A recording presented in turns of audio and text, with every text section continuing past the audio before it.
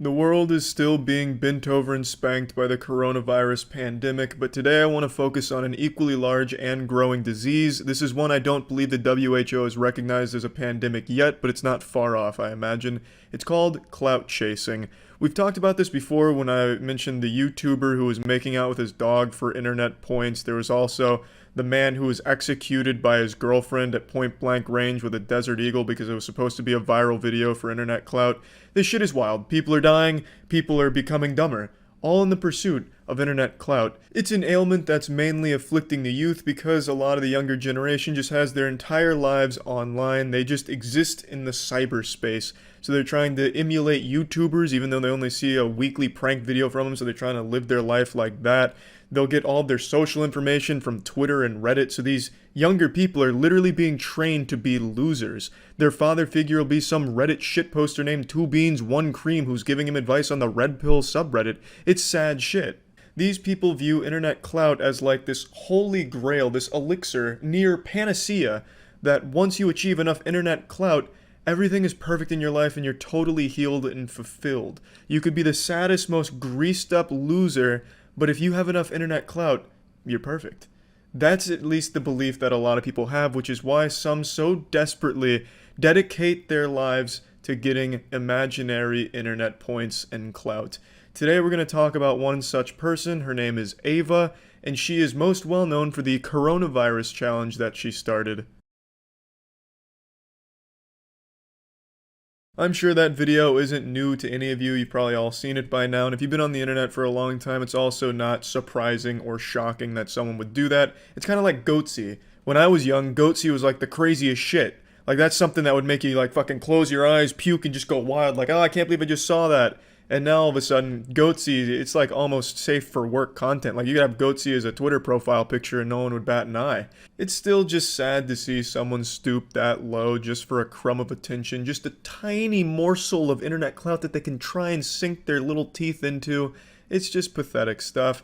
As you can imagine, spoiler alert, the attention was so ephemeral that no one even knows her name, which is good. So the only thing people know from, or remember her for, her legacy for the rest of her life, is just going to be the fucking idiot that tasted 1,000 dirty buttholes on a plane by licking a toilet seat.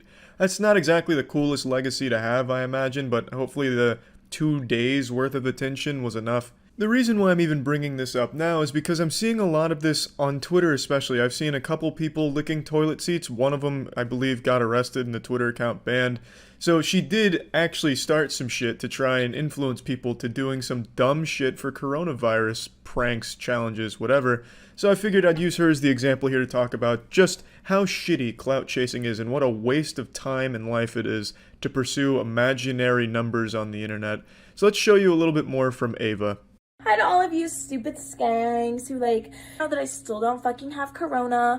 I have something though, because I think I'm coming down with something, because I just feel so hot, rich, and iconic, and if those are the symptoms of something, then bitch, I'm ill! A real zinger from Ava there, as she continues her mission to be the most unlikable person on the internet. This is her most recent life update posted on her YouTube channel of 6,000 subs. Not the smallest number in the world, but not exactly knocking on the door to being famous, so her little clout chasing stunt didn't really pan out the results she was looking for. She tries to pull off this pseudo-ironic, sarcastic approach to everything she does and says, you know, rich, famous, and iconic. But she doesn't do it well. It just makes you dislike her even more, because she's very clearly not self-aware enough to get the joke or make it into a joke. She herself is the joke, and she just makes it clear she wants to continue to be the punching bag as long as it gets her any kind of attention, which is just super sad. Sweaty cottage cheese ass not leaving the couch. So yeah, he's been coming over and piping me this whole quarantine. The only thing about quarantine that's making me upset is I can't go get Botox, but otherwise I'm really happy because all the restaurants are closed, so I'm getting super skinny. That's all I want to say. Bye. It's hard to find even a single quality to admire about Ava. Her approach to pretty much anything she does is perhaps one of the worst approaches you could take. She's been on Dr. Phil 3 times, the most recent one obviously being about the Corona Challenge shit. Ava, this part's for you. You've been on Dr. Phil 3 times and your shit is still not blowing up. Why the fuck are you still trying? Internet clout is clearly not in your future. It's not in the cards for you. Dr. Phil is like the one direction for the internet. Anyone on the internet that associates with Dr. Phil blows the fuck up. Except for you. You are the outlier. The shit you say and the way you conduct yourself is so unlikable that not even Dr. Phil could accidentally find you an audience. So stop being an asshole. Let's take a look at the Dr. Phil clip. You then went to spring break and hung out on the beach with a bunch of people. I was fine. I made out with a bunch of people. I was not hygienic. I acted like a degenerate. My immune system was down from all the drinking and drugs. And I should have coronavirus, but I don't. Yeah, there's just no justice in the world. She didn't get coronavirus, but I'm pretty confident in saying someone around her most likely did, and I just really hope it wasn't someone of the older demographic and susceptible to it. And they pick up your germs. You're putting their life at danger so you can entertain yourself. And that is ridiculously selfish and ridiculously irresponsible so you can have 15 minutes of fame. Well, that's their problem, first of all, not mine. When I first heard this segment, I was actually convinced she was just an actress that Dr. Phil hired just to get some easy ratings or views or something. But as it turns out, this is real. This is her being genuine. She's just actually this stupid. So she's honest at least. You can say a lot of things about Ava, but let it not be said that she's shy. Because she's not afraid to come out here and show the world how dumb she is. She has no shame. It's not their problem. You're the one that's doing it. No, you know what's ridiculously irresponsible and selfish is that your generation only cares about this virus because it affects you. No one cares when it affects younger people. They just say it's our fault. You guys are the ones dying of it, not us. Just an outright wrong statement, which isn't surprising because I'm pretty sure she's illiterate. Everyone's being affected by it and young people are dying from it. So, I mean, it's just wrong and she's just, again, wrong. But she does have an attitude that I've seen a lot of people on Twitter have at least, where it's just all about themselves and just whatever kind of joy they can give themselves and just throwing caution to the wind. They don't give a fuck about anyone else. And I think that shit sucks. I think that's a terrible mindset to have. It affects boomers. If it affects young people, you guys just find a way to blame us. But yet pandemic's affecting all of you, so you're locking everyone down and instilling fear globally. Young people are dying from this as well. Do you even know how to spell science? Dr. Phil had the same hunch I did, and I think that's extremely cute. Duh. I'm a senior at Rutgers, and now I don't get to graduate. I mean, nothing's happening, which is fine. Like, it's not like I really went to class. This whole thing's a joke. So you think this is all a hoax created by Twitter? That's what you're saying? Yeah. Well, Clout started this virus. A bunch of girls in China started eating exotic animals for views on YouTube. And I know for a fact that those bats probably do not taste good. They just wanted to shock people. And I get it because I'm a clout chaser myself. So this started a pandemic. During that whole little codename Kids Next Door monologue she goes on there, I felt like it was scripted. I felt like it was just a joke put together by Dr. Phil, just to farm a little bit of controversy. And I just, snap my fingers and say, you got me good on that one, Dr. Philaroonie. I've been had. But again, I looked into her, and from everything I've seen, this is just her. That is how she acts, behaves, believes. That is genuinely her whole personality she put on display right there, which made me real sad because I thought as a piece of reality TV, make-believe, I thought it was pretty entertaining. But the fact that there are people that think like her and there are people that support her, they're not super hard to find. They're very few in number, but there's a few. I think that shit sucks. I think that shit's terrible. Now, for the coronavirus challenge prank, she did clarify on Dr. Phil, it wasn't a public plane toilet seat. She said it was her sugar daddy's private plane that she bleached and then licked. I don't know how true that is, but I mean, it's neither here nor there. It's just the desperation of it alone is enough to be just truly pitiful.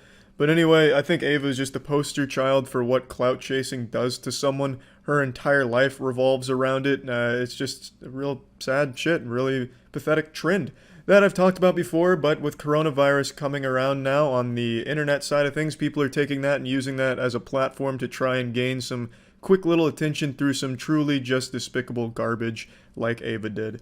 Anyway, that's about it. So yeah, this is one of those heavy situations I don't usually like to talk about. I usually aim for the goofier stories where we just kind of point and laugh at some clownery and some general dog shittery that's going on around the internet.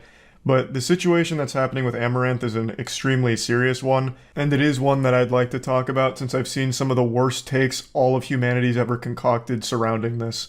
Now, for those that don't know, if you haven't been on Twitter today, a lot of clips have been surfacing from Amouranth's stream from last night where she went live. Well, she was already live, but she unmuted during an argument with her husband over the phone. And this troglodyte sounds like an absolutely unhinged maniac.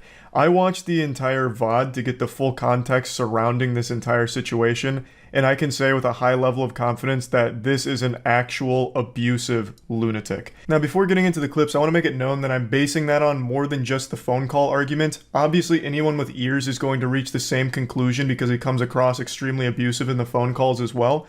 But she goes further, showing some of the damage he's done to the house in fits of rage. For instance, she said she locked herself in her room one time, and in response, he kicked the door in and shows the damage to the door, how it's all fucked up, it's now missing like the hinge and everything, and then shows damage to a nearby wall, and then also shows text messages that she received from him, threatening to financially ruin them because she wasn't replying to him fast enough. Now, last quick note before getting into the clips, I'm not Amouranth's PR manager. I'm not here to change your mind if you don't like her or her content, but you need to accept that just because you don't like someone's content, that doesn't mean that they're deserving of treatment like this. Abuse isn't okay in any circumstance. Just because you might not be a fan of her doesn't mean that you can like wiggle your finger and celebrate that she's miserable or something. That's so fucked up. I've already seen a ton of disgusting worms blaming her for all of this and being happy that she's being abused because they're not a fan of her streams or the fact she has an OnlyFans. It's absolutely fucking despicable shit.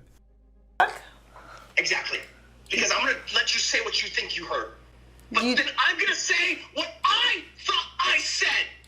But you cannot interrupt mine because I'm not gonna interrupt you. What are you saying? Why did you say you were gonna kill my dogs? Leave the house. Okay, I can leave the. You know what? Actually, I shouldn't leave the house because my dogs are here. We'll take the dogs and leave.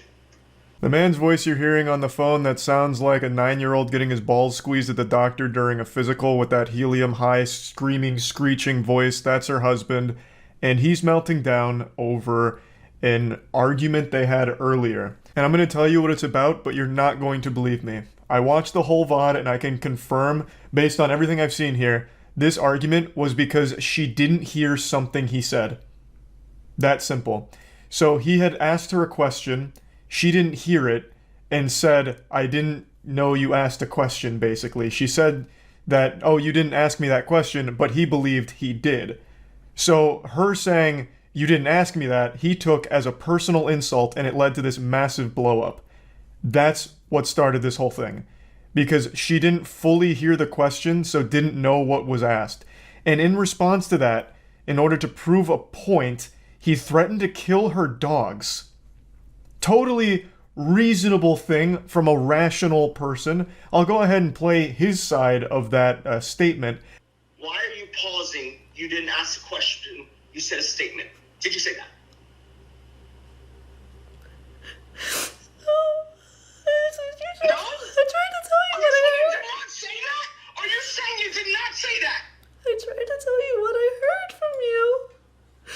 And then you called me a liar. Then you tell me, what did you say? No, I did. I said it on purpose. I said it to show you how easily distracted you are. There was no condition. You're lying. You're literally lying to me. I said this. Stop. I said, you're going to tell me what you said? And if you lie or interrupt my part, I'm carrying dogs. That's exactly what I said. So Big Bang Theory over here hatched the genius idea, a galaxy brain scheme, to prove that she wasn't hearing everything he said. He then threatened her dog's life. His whole chess master checkmating move here was, I'm going to threaten your dogs because I know you're going to focus on that as opposed to the other stuff I've said. You know, the same response everyone would have, right? Oh, you're not listening to me? I'm gonna go kill your dogs. Oh, well, you heard that? Weird. You know, like, how dumb can you be? This man is just an actual psychopath. Obviously, she's gonna focus on the thing where you're threatening her dog's life out of nowhere. He was upset because she didn't hear the question and then instead said you didn't ask it. If he ever even asked it in the first place, you know, there's no telling for sure. I wasn't fucking there. I wasn't a fly on the wall. But he's mad because she didn't hear the question. And then in order to prove his point that she just didn't hear the question, he threatens her dog's life to show her that she focuses on emotionally distressing things more than his other statements. That's, you fucking dummy. Everyone's gonna be focusing on emotionally distressing things when it's a goddamn threat. And I said that because I knew when I say that, instantly you don't forget what you said and what I said. Both. Why do you have to say you're gonna kill my dog? What does that help anything? Because, stop. Zoom out. Because you weren't understanding my point.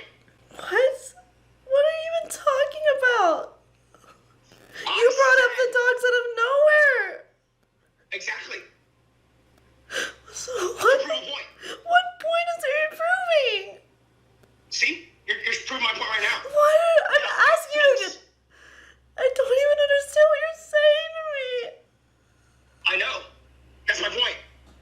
This man really thinks he's smart. You can tell just by the way he carries himself in this conversation. He really thinks he's some intellectually enlightened being who just found atheism for the first time on Reddit or something. Like, this guy talks like the most pretentious douchebag you'll ever hear, as if his point is the only ever accurate one, and he's so benevolent he even talks about how he's forgiven her for not hearing him sometimes. Like, what a saint. But I want to quickly address something a lot of people keep bringing up, the sub 5 IQ take of, well, she shouldn't have aired this publicly. All right, Dr. Phil, Jesus Christ, let's tackle that for a moment. Let's go over the reasons why she might want to air this publicly. This man has access to all of her accounts. He has all of her passwords, and in this conversation even threatens to make fake tweets to ruin her career, and even goes as far as to typing them up, but doesn't hit send.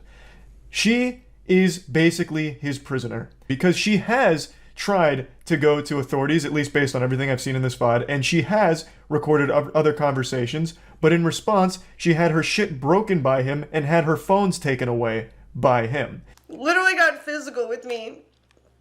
And then, like, fucking tried to take my phones away because he was gonna destroy my PC when I recorded it. Now he's just trying to say bullshit because he knows he fucked up. He just admitted he was lying. Fucking asshole. So she tried gathering evidence on her own. It was destroyed. She tried calling the police. Apparently that didn't go super well either because he took her phones away.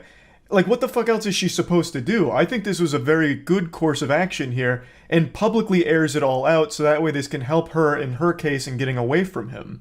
Now, he didn't know this was being streamed, obviously. He was under the impression she had stepped away to take the phone call, but she came back after, I'm guessing, the threats against her dogs, and just unmuted and did it publicly. And I do think it was a good, I think it was a good decision. I have the tweet drafted. I'm just gonna send it now. What are you sending? The false fucking swatting of your husband, and then having your fucking assistant do it too. You literally tried to take my phone. I got scared because you got physical, and I called. Yeah, but I'm tweeting it now, so good But luck. so you're lying on my Twitter. That's gonna look real good. Sure, whatever. I don't care. I'm tweeting it. You're... I'm Amouranth's assistant, or I'm Amouranth's husband, and she is swatting me and calling the cops and calling it a false abuse claim. I didn't say you abused me. I called the cops because you literally were on top of me trying to take my phones from me. You're literally just lying on my Twitter. Yeah, I don't care. I built the Twitter. Yeah, you used my body to build this empire. And I'm gonna get your OnlyFans banned too. So here he is admitting that he was just going to lie about a story to ruin her career and then get her OnlyFans banned as well. So you can clearly see that he had access to all of her shit. And a lot was revealed here. The reason why Amouranth wasn't more public about her marriage is because he didn't let her. I've been wanting to tell people that, like, let's just stream together. Just tell them that we're fucking married. Because it's like, our relationship would be better if we just stream them. And it's fighting all the time. But no, mister, don't say that because it's going to ruin the business model. It's not time yet. fuck yourself. I'm done with it. The reason why she started doing hot tub streams and committing the hot tub streams is because he forced her to. So a lot of this shit came out about how awful of a person this guy is and how controlling and how scummy and shitty he is. It's literally, I was waiting for a response. You were just calling me crazy then. I didn't say you were crazy. No. Dude, I'm gonna give you one last chance. I'm gonna irrevocably fucking destroy everything. I can tell you something that shatters you forever, and I'll start tweeting about it too. But what? Why would you want to do that? I don't understand. Because you are literally telling me I did not say something that I literally said. That should be okay to let me. You're just right here. I'm gonna tell you right now, dude. You're about to lose your entire fucking life in terms of everything that's been built because you're too obstinate to just merely accept that you didn't hear a thing. And I'm already very forgiving about that. This man is so insecure, sensitive, and embarrassing that he just keeps believing that because she said you didn't say that, he is taking it as an insult against his intelligence and he won't stand for it. He believes that she is calling him crazy. And she might not be calling him crazy, but I, as well as everyone else who has seen these clips, is. This man is fucking unhinged. He is crazy. This man is nuts. And he's downright dangerous, I would say. To be threatening the lives of his dogs, also makes threats against our horses about how he's going to sell them to meat packaging plants or some shit. Like, the man is not a safe person to be around. Now, one other thing I'd like to get into before showing some more clips is the brain-rotted take that keeps floating around about how this is all manufactured drama and it's fake for the sake of exposure and clout for Amouranth. And I understand why people like to take everything with a grain of salt. I think it's a very good thing to always really try and hyper-analyze everything to make sure that what you're getting is legitimate, which is why I'm so surprised that after doing that, people still arrived at the conclusion that it's fake. You'd have to be clinically stupid to think that this is fake, because in order to reach that conclusion, you'd have to ask yourself, why is it fake? What would be the goal? What would Amouranth gain from this? And let's break that thought process down. Why would she fake it? She's already reached like the pinnacle of internet success. She makes over $2 million a month from streaming and OnlyFans. Like, that doesn't even count like merch or anything. So she's making plenty of money, so she doesn't need money, so that wouldn't be a reason. She doesn't need exposure because she's one of the most popular streamers on Twitch and most popular OnlyFans models, so that probably wouldn't make any sense. So why would it be fake? There's nothing to gain. There's only things to lose because now it's public that she's married. So that would be a detriment. Even though it's something she wanted to share, there are those delusional weirdos who believe that by donating money to her, they'd get to date her. Like, that's obvious. So this coming out doesn't help her in any way. There'd be no reason why she'd fake this for anything because she has nothing to gain from it. It's just a nonsensical take from people that clearly haven't thought about it for even an iota of a second. Man, we're in the house now. It's like, the next time when I say plan, do it. Dumb fuck, do you understand? Like, what plan talking about? It's like, fuck this, I'm calling you. So I disappeared from stream. Takes a call. So I can't, tell them I can't talk right now. We're getting Wi-Fi. I don't care. You get the call now. Last chance. About to dump your luggage. You know, from my hotel room. But throwing your stupid merch off the balcony. Proceeding to ditch your stuff. You don't need the makeup or the live view, like the stream epic. Or the clothes, huh? Deleting social media in 1 minute. Buying options that expire and blasting the cash. About to shut down your bank account too. Lag is terrible. Stream is garbage. It's like, about to delete Twitter in 30 seconds. If you don't call me, my phone's literally off, right? I'm just like, it literally died. Gonna donate $250,000 to Polo Missy. It's like a bird sanctuary he likes. In the next 2 minutes, $250K gone. We'll donate. Pretty alarming stuff here. Just look at these texts. The man is draining their finances faster than a crypto bro investing in the latest shitcoin. Just blasting all their money down the drain. Just fucking shitting it away. Because she wasn't replying to him in a reasonable time. It should be obvious that this isn't healthy behavior from a sane individual. But if you need more evidence of that, let's go later into her stream where she starts showing some of the house itself and some of the damage that he's caused. Script of Luth. You know what you are. I would lock my door, but he broke that too.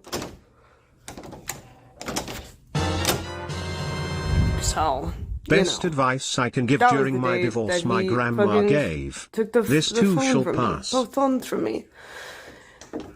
And so I ran in here to call the cops, and he literally kicked the door in and broke. Like, this doesn't even have a hinge anymore.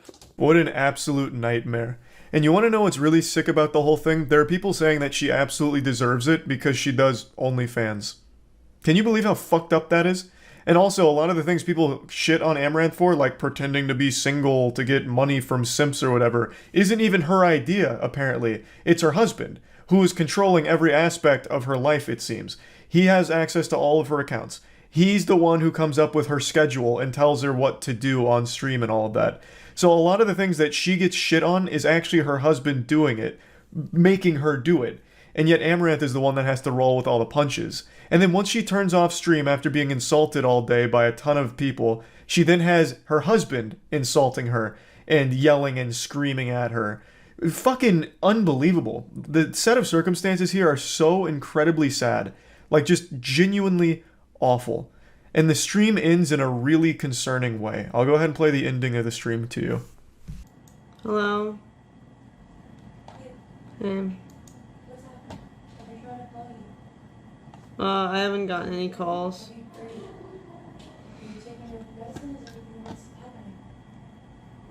What are you talking about? Why would you ask if I'm taking This is a scene right out of a horror movie. The doors slowly opening up behind her, someone off camera asking if she's taken her medication. I believe it's her assistant. But even Amouranth is confused, like, why are you asking about the medication? You know, like, that's irrelevant to everything. So the assistant knew what was going on here, and for some reason asked about her taking medication, I guess implying that, you know, maybe she's having, like, some kind of mental breakdown. But that's a fucked up thing to even insinuate, because she's not having just some, like, mental breakdown. Her husband is yelling and screaming at her over an extremely minor issue and threatening to ruin her entire career over it.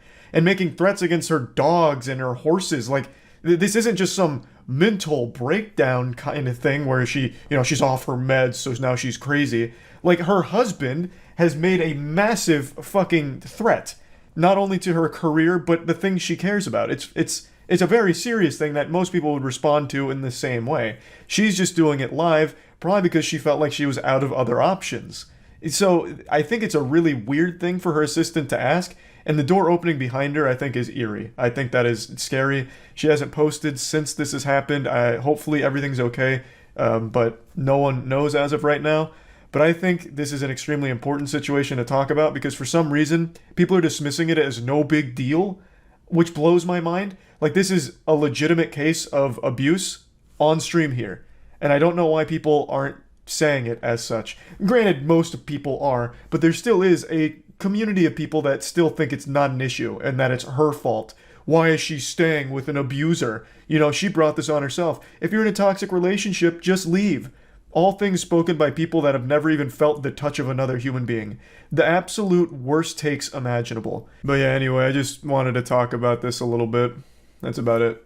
So yep. Going to be visiting the dark web version of the Internet Strange's websites. This is the final and technically fourth part Let's of the go, series. So I made dark a playlist you can web. check out at the top right of the screen if you want to I've watch all seen the that episodes. movie. For my safety Unfriended. and yours, I will not be sharing the links. Go watch the other parts of this series. Anyway, in case you guys don't know about the dark web, you can only access it using Tor web browser, not Google Chrome, not Firefox, not Internet Explorer. I don't know why you would use that anyway. This allows you to go into. Well, it's not called websites Internet that Explorer now, it's Edge. The websites usually consist of random numbers. In the last video, we covered the basics, and this time I just decided. Tor was made by the CIA. And clicking and clicking. So what you Is that true? I remember that rumor floating around back when I was learning what the dark and deep web and shit was. Was Tor actually made by the CIA? It was made by the Navy. Oh, we're getting... Oh, there's like a fucking civil war in the chat. Was it the Navy or the CIA? On Tuesday, the CIA announced its own Tor Onion service. So the CIA, I guess, is getting into the dark web space. What are they, like, releasing dark web NFTs? I don't know. This is a weird announcement from 2019. The United States Naval Research Laboratory. I'm assuming. I guess it's the first thing that popped up. Yeah, it looks like it was the Navy. So besides like arms purchasing and like illegal shit, what is the point of the dark web? Like, I can't imagine people are accessing the dark web going through Tor to look up like video game walkthroughs. And That seems like there's no way that happens on the dark web. Who's going on the dark web like, bruh, I'm really looking to buy some crocodile. Oh, someone's selling. All right, here's my credit card info. No one's typing that shit in on the dark web. No fucking chance. No one's dumb enough to do that, right? College kids? Nah, I don't believe that for even a second. Nobody would. They're absolutely using like Monero or some kind of crypto or something. They're not going to be using like their actual just fucking Visa card. revenge. Now you might be saying, we already covered revenge in the last video. Yes, but those websites were taken down. Won't be sharing the name of the website, but I'll show you guys the layout. So right out of the gate, you're given a list of female names to browse through. If you click on a name, This used to you see exist their on the information. surface web for what it's worth. Tuv even covered it once. There used to be a website that was all for revenge porn, and eventually the guy who ran it faced how many years in jail? I don't remember how many, but yeah, he got fucking blasted. But this was something back in the early internet days that existed just on, you could go on AOL and just look at revenge porn. It was fucking crazy. He got 18 years? Was it 18 years? You might be right.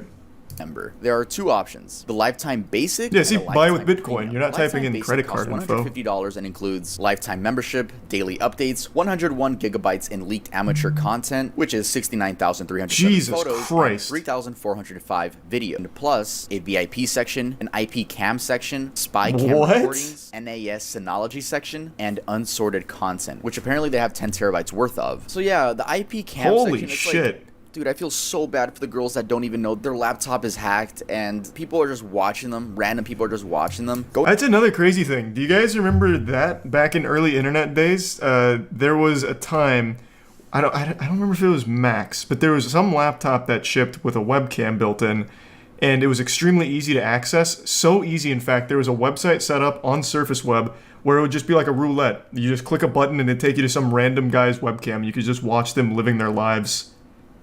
Was it Dell? It might have been Dell. Yeah, so you just have this roulette of just watching people's lives through their webcam. They had no idea. It was fucking wild. It was wild. So then, like, it was such a big deal that eventually the experts were like, if you own this laptop, just put a piece of tape over the webcam. Otherwise, you are most likely being watched. You exist. But I just want to let you guys know that. And I'll provide some Amazon links in case you guys want to buy some webcam covers. Disgusting fantasies. You don't want to look at my webcam? Yeah, like, it's just one of those fucking creepy things, man. I don't think looking through those webcams ever really, like, nothing like crazy ever happens, but it's still just fucking scary to think about. If you are not of legal age, or if this type of material is not legal in your jurisdiction, do not enter. This site contains absolutely no videos, photos, 3D rendered art, or other illustrations of or adults. If you're looking for any of that, you're in the wrong place. It's basically saying, we have a bunch of these, like, Shit's like a fantasy Tumblr blog. stories about. The fuck?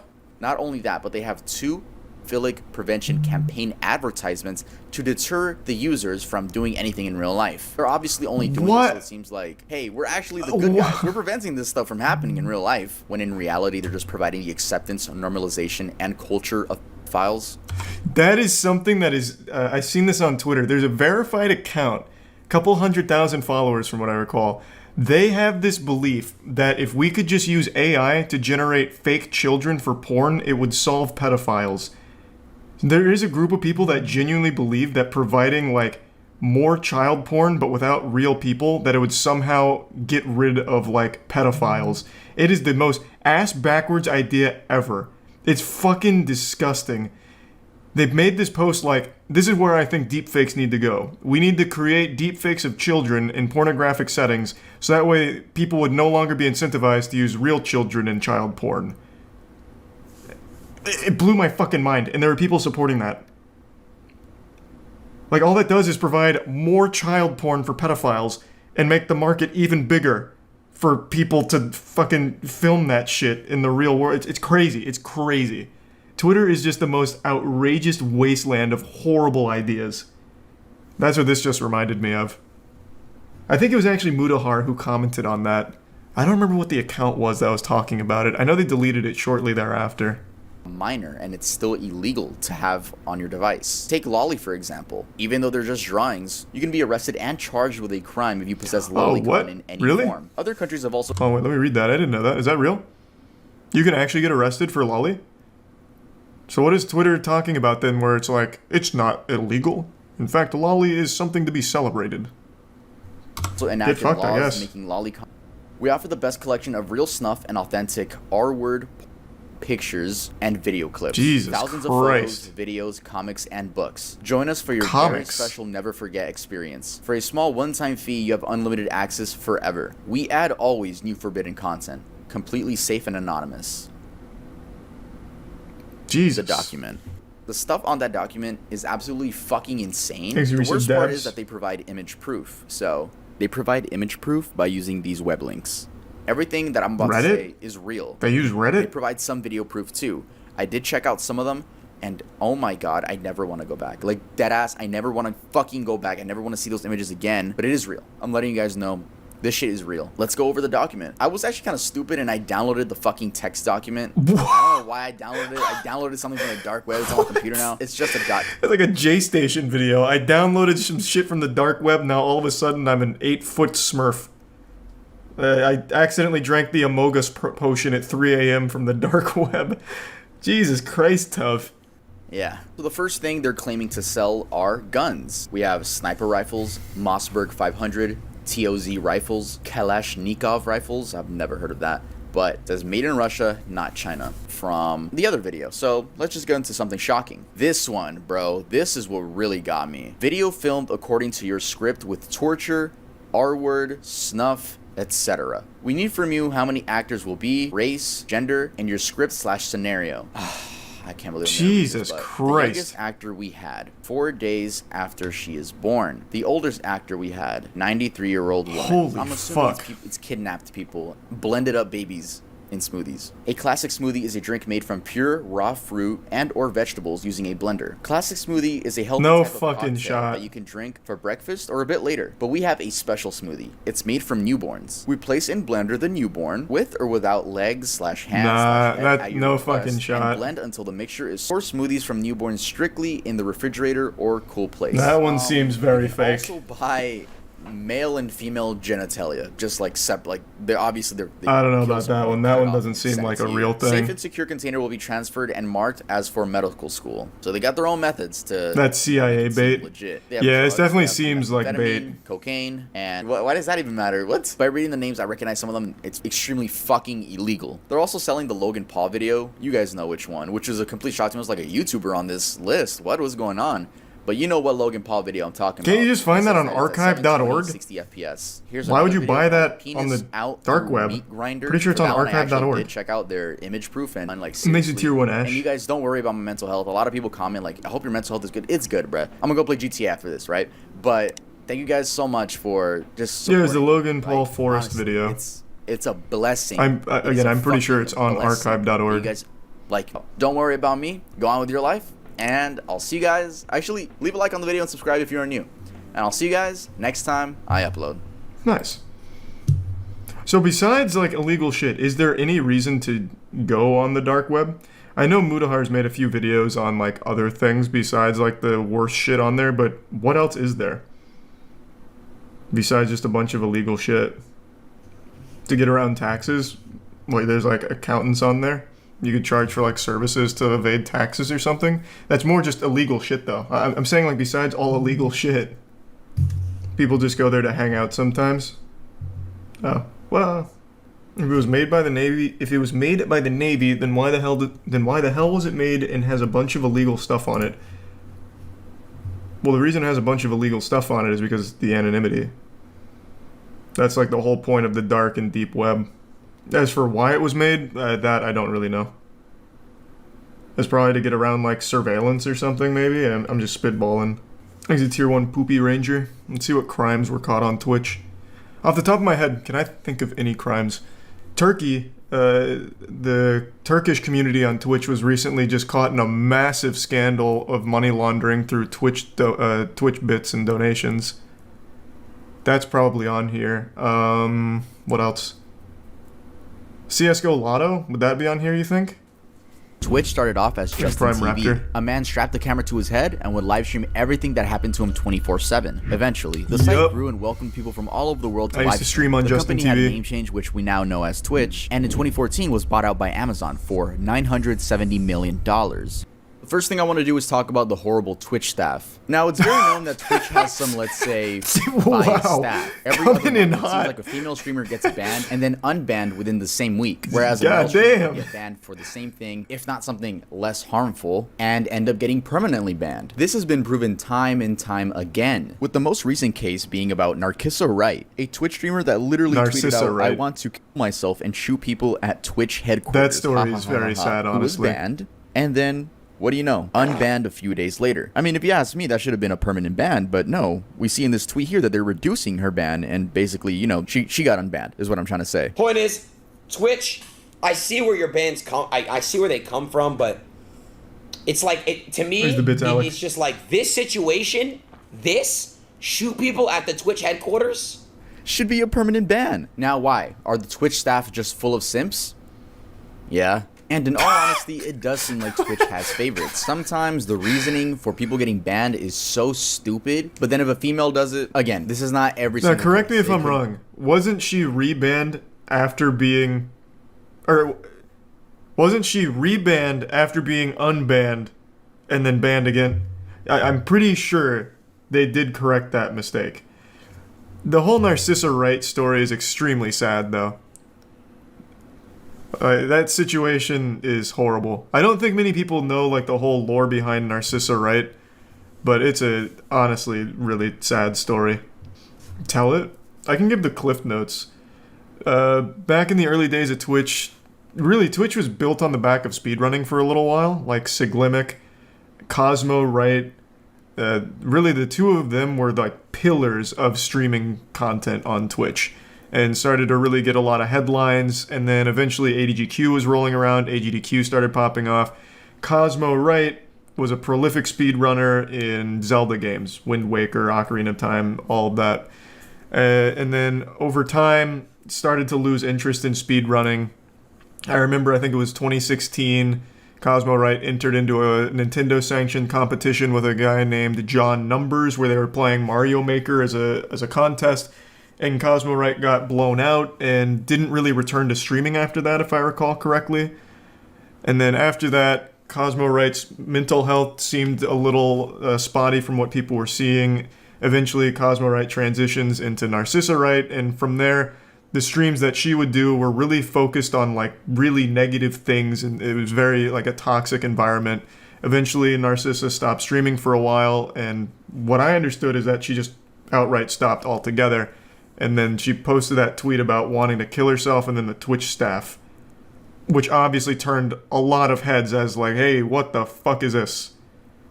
So that's where the story's at. There's a lot more nuance to it, but that's kind of like the Cliff Notes breakdown. That whole story there, a lot of like sad and unfortunate things happened along the way. But since I was so big into watching Siglimic, Cosmo, that whole community of speedrunners, it's something I actively followed for a really long time. Stephen Heyman. On August 31st, 2018, Stephen I don't Heyman and John recognize Di him. Pietro, I hope I said that right, were on their way to Dragon Con, a convention made for gamers, comic Is that a real enthusiasts, thing? science fiction fans, and more. Sounds like a Stephen joke, was like streaming Dragon the whole D's thing. nuts. This is called IRL streaming. In Atlanta, Georgia, a man is seen approaching John and pins him to the ground. We can't see much, but we do get a full view of what the man looks like. JP, just let go. JP, just let go. What the fuck is happening? JP, just let go of it. JP, just let go of it. Wow. Jesus Christ. You can hear Well, that Stephen was awfully repeatedly calm. say, JP, just let go. And this is due to what I'm assuming is John not wanting the man to take his camera, which the man did end up stealing. From the reports I've Oh, read, wow. it seems like the man was never caught. The YouTube comments were full of, L friend, this dude is such a bad friend, and comments like that. But honestly, that was the best thing to do. You don't know if someone is carrying a knife or a firearm, and your life really isn't worth getting killed over something as simple as a camera or your wallet, when you could just Love how the dude reorder didn't all your help. credit card. Bro, you're not gonna just give up the camera. Everyone shits on Dale Brown for giving like survival advice for how to like survive in an intense situation and disarm the attacker, and you guys give him shit But the optimal thing to do is to not fight back. Just give your camera. Again, like Tuv just said, could have a knife, could have a gun, and that guy's big as fuck. That guy was significantly more jacked than Steven here. Just give up the fucking camera. Like, I guarantee if this guy did fight back and got his ass beat, people would give him much more shit anyway. Or he could have lost his life over it for a camera. The police officer explains the call and asks Mr. Big for his name. Mr. Big explains that he doesn't need to give him any sort of information. Oh boy, you went full Reddit. And it's honestly a pretty long and petty back and forth from both of them. Up until the cop places Mr. Big under arrest. I would say wrongfully place him under arrest. I mean, he did have his right to not say anything. Cops can always arrest you based on suspicion. You know, it didn't seem in the clip like there was any suspicion of anything other than just the way Mr. Big was acting. Anyway, so Mr. Big gets arrested, right? They leave and they close the door. So a few minutes after the arrest, the door opens and reveals a neighbor, presumably the one that made the complaint, walking in and stealing a pair of shoes and a headset. He then returns and steals what seems to be his phone and a watch. I tuned into Mr. Big's Twitch page, and to my surprise, he still streams. Well, he took a break and is back and averages about 5 to 10 viewers. That's so I decided to ask him a couple questions. What a galaxy brain scheme, Make sure though. to show him some love and make sure to tell fucking him supervillain mastermind. I'm a YouTuber. Yeah, he was charged. Guy was a career criminal, man. Had a lengthy criminal history. I think he did 3 years for that shit. I tried looking his name up in like a Washington police directory or something. I checked a lot of websites and I did not find a Jeremy Frost ad. Not that I don't believe you, Mr. Big. It's just that I would have liked to pull up his mugshot. RickyBot. RickyBot was a 43-year-old man who streamed himself playing Pokemon Go. Oh, yes, I do. That? Yes, I do, Pokemon Go is a mobile game which requires you to go outside in order to catch different. Since the man stole 3 cell phones and the camera itself. RickyBot was taken to a local hospital with a laceration on the side of his head and a swollen right cheek. That same night, Ricky put out a series of tweets reading, "I got mugged playing Pokemon Go in Central Park. Still talking to police and will go to the hospital soon. My jaw is a mess. Thanks all. My Twitch account got suspended. Literally insult to injury." Yeah, that's another fucked up thing that Twitch used to do. I don't know if they still do. If a crime gets captured on stream, or like something like that, I guess, where you get your ass beat on stream, they just ban the account outright, which is weird. I remember there was that guy who was involved in a hit and run while streaming. At least I think it was a hit and run. Oh no, there was a streamer who, while streaming IRL, accidentally captured like a shootout. I think it was like a guy shot at a car on his stream, and the guy got banned for it. It's really like a weird policy they have in that department when you capture something like that. That's technically against TOS, but you had no control over it, and it would also be good evidence. So I don't know why they'd like take it down. But yeah, that was something they did for all of those kind of cases. I remember that. I don't know if they still do though. Yeah. So if I'm streaming, right, I have a malicious friend for some reason in my house, right? He comes in, says a slur, runs out. I'm getting banned. Right? It's, I hate it so much. And this poor man got pinned down to the ground and robbed. And Twitch is like, oh, nah, that's violent. Take it down. It's like, there's a lot of stuff about Twitch that rubs me the wrong that policy way. is terrible. In case you're wondering how Ricky is doing now. How do they justify it? Because I know they even put out a statement about it. I'm kind of curious. Where can I find those guidelines? Again, I don't know if they still do it, though. But where can I find it? Because I'm curious what they did to defend it. They don't want people faking it for clout. I remember bits and pieces back with the guy who captured a shooter on stream. I think they said something like, we're doing it to keep the VOD private for everyone involved and sharing it with the police or something. Thanks for your subcatamon. I don't remember. If I could just remember what that case was, I'm sure I could find their tweet about it that clarified. Does anyone remember what it was? Because it was a pretty big one. That one got mainstream attention. A streamer had captured like a shootout on stream on Twitch. It was valuable information for the crime, and they banned the account, which then made it inaccessible. Was it North Hollywood shootout? Man, what the fuck? This was 1997 North Hollywood shootout. I remember that. This was not Twitch, fucking asshole. That one though changed law enforcement drastically. So this is totally unrelated to anything we're watching here with the Twitch crimes. This shootout is fucking crazy. So 2 robbers were armed to the teeth, like full-blown juggernaut from Modern Warfare 2. And they robbed a store.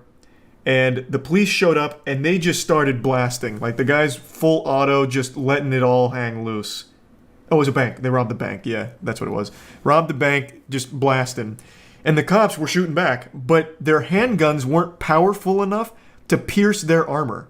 So they couldn't actually stop them. They couldn't actually prevent them from leaving or doing anything. So they just kept walking away, taking bullets from the police while firing back. The police got so desperate for firepower, they started, I believe they raided a nearby gun store for like shotguns and other items, and as well as like just trying to find anything with a higher caliber. And it was such a long, drawn-out shootout that post North Hollywood shootout, they started arming police officers much more heavily, like more firepower in their vehicles. It was crazy. The whole thing was captured on helicopter. In fact, the only reason it even ended is because one of the officers got a lucky shot on one of their ankles, because their ankle was slightly exposed, so they hit his ankle. He fell to the floor and knew he was going to be killed, so he took his own life. And then the other one, I think, got really desperate and just started walking at them or something like that. It was something like that. It was crazy. It was fucking crazy. Thanks to Prime Megalodon. The streamer reacts and is then met with a handgun being pointed at his face, and he screams. Alright, don't roast his scream, because I'm pretty sure if any of us were in that position, we would not know what to do. So I know you chuckled after that scream, and I did too. But like, let's not be too hard on that normal scream. One of the thieves goes to keep his wife quiet, and you can hear the kids in the background. The other is beating the streamer repeatedly with brass knuckles, asking where the money is at. How do people think it's fake then? Doesn't have any money, but eventually I did find the name of the streamer, and that's TMoneyFG. It seems he doesn't stream anymore, and I couldn't find a YouTube channel, unless it's the one with 1 subscriber, but I doubt it. I also found his Twitter, and it's extremely botted. 16,000 followers and no likes on his recent tweet. Yeah, a little bit weird. You would think that if he faked this, he would at least gain clout from it. And if he faked it, I don't know if he would scream like that on purpose. Plus, why would you put your kids through something like this? I mean, yeah, I don't think it's fake. A lot of people were assuming that the wife set him up because she was too calm. That was stupid too. You can tell she's trying to stay calm for the kids. Seems like a weird thing to fake if you don't even stream anymore. Can't tell. The video looked. Someone found it. Found the streamer you're asking about. Look up Bees on My Head TV carjacking. He was banned for getting carjacked while viewers were trying to use the VOD to find the guy who robbed him. Twitch came out and clarified their policy in response, stating that streamers are responsible for anything shown on stream. That's exactly what I was thinking of. A carjacking, not a shootout around cars. You're absolutely right. Did he ever get his account back? Because this is like really a hardline stance. Twitch suspended his account for behavior caught on camera and has since informed the streamer he won't be getting it back anytime soon. Thanks again, Security McLovin. breach. No, not the Five Nights at Freddy's game. So 6 months ago, on October 6th, Twitch was hacked and a torrent file containing this was 125 gigabytes worth of leaks appeared on 4chan, and that included source code, streamer earnings, encrypted passwords, and more. We bring to you today an extremely poggers leak. Twitch is an American video live streaming service that focuses on video game live streaming, including broadcasts of esports competitions operated by Twitch Interactive, a subsidiary of Amazon.com. Their community is also a disgusting, toxic cesspool. Beginnings, mobile, desktop, and video game console Twitch clients, creator payouts from 2019 until now. Find out how much your favorite streamer is really making. And then they link. Did they ever release the second part to this? Jeff Bezos paid $970 million for this, and we're giving it away for free. Hashtag do better Twitch. Though a bunch of stuff got leaked, people mainly focused on how much their favorite streamers were making. I mean, your passwords were at stake, but people were, you know, kind of mad at XQC for being a millionaire, which we all know. We all know he's a millionaire. No, that was a surprise to everybody. Saying they didn't make sense. It's really funny because a lot of Twitch streamers have their sub count like on the top of their heads. They're letting you know that doesn't mean anything. It just takes a little bit of math. And they claimed that a part 2 was coming out, but that never happened. Many people just assume it was an ex-Twitch employee or a Twitch employee who knew they were going to be fired. I doubt it was an ex-Twitch employee. Right, before I go, I'm just going to end this off with a big bang. I'm sure you guys remember the whole Save the Kids thing. Who could forget? When crypto was, I wouldn't say at its peak. I would say at its peak popularity within the internet culture, there were a lot of influencers really taking advantage of this. This doesn't even count the NFT thing, right? This is crypto. Crypto and NFTs are very similar, but they are different, right? Shitcoins versus NFTs. There were a lot of influencers promoting a bunch of scam coins, and once their fans would like buy the coins, they would quickly just take all the money, dip, leave the coin with no value. I mean, even Aiden Ross admitted to doing this. Chat, by the way, that MILF token shit I did a while back. I remember this one. I already told you guys, don't buy that shit. I got paid a bag to do that shit. Like, I don't give a fuck I hope none of you guys actually bought it. Oh my god. Which was Ice Poseidon. Now, Ice Poseidon used to be a very popular Twitch streamer. We know this In one. case you guys haven't heard of him, he's very popular for getting swatted. Yeah, that's what he's known for. He once got swatted on an airplane. I actually don't know if I'm allowed to watch his story on Twitch. We all know this one, though. He openly admitted to stealing, what was it, 500, what was it, $300 or $500,000 from a shitcoin that he was pumping. Just very open. Watch it? I'll just explain it. I made a whole video on it when it happened. Ice Poseidon was pumping a shitcoin. Somehow his community bought into it. He ran away with 300 to 500,000. I don't remember what number it was, but it was somewhere in that ballpark.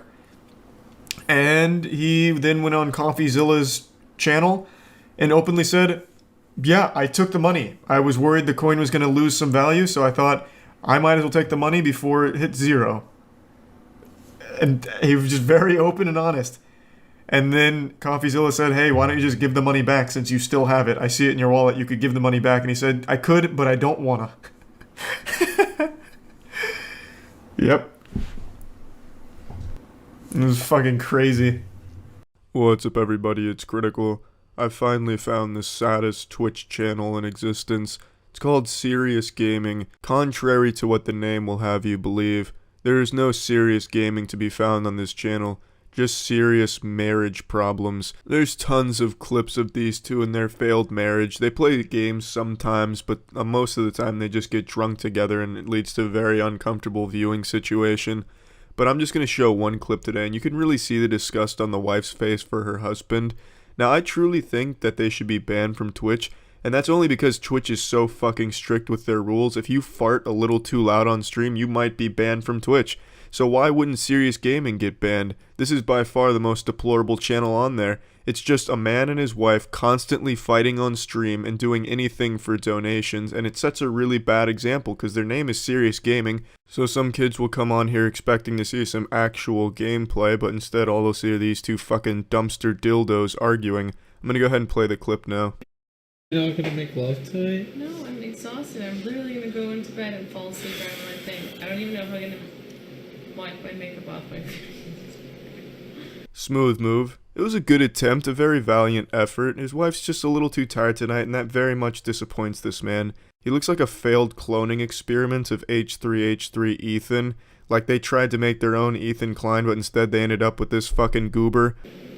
Should I masturbate? No, please don't talk about this on stream. Just let's not do that.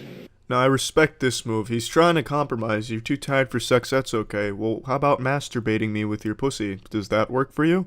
The way he asks and his facial expressions make him seem like a little fucking kid who's asking his teacher an embarrassing question in class. But on a Thursday, a Thursday, no, you're like, bitch, fuck me, stop it, everywhere. Hey, stop it. Right.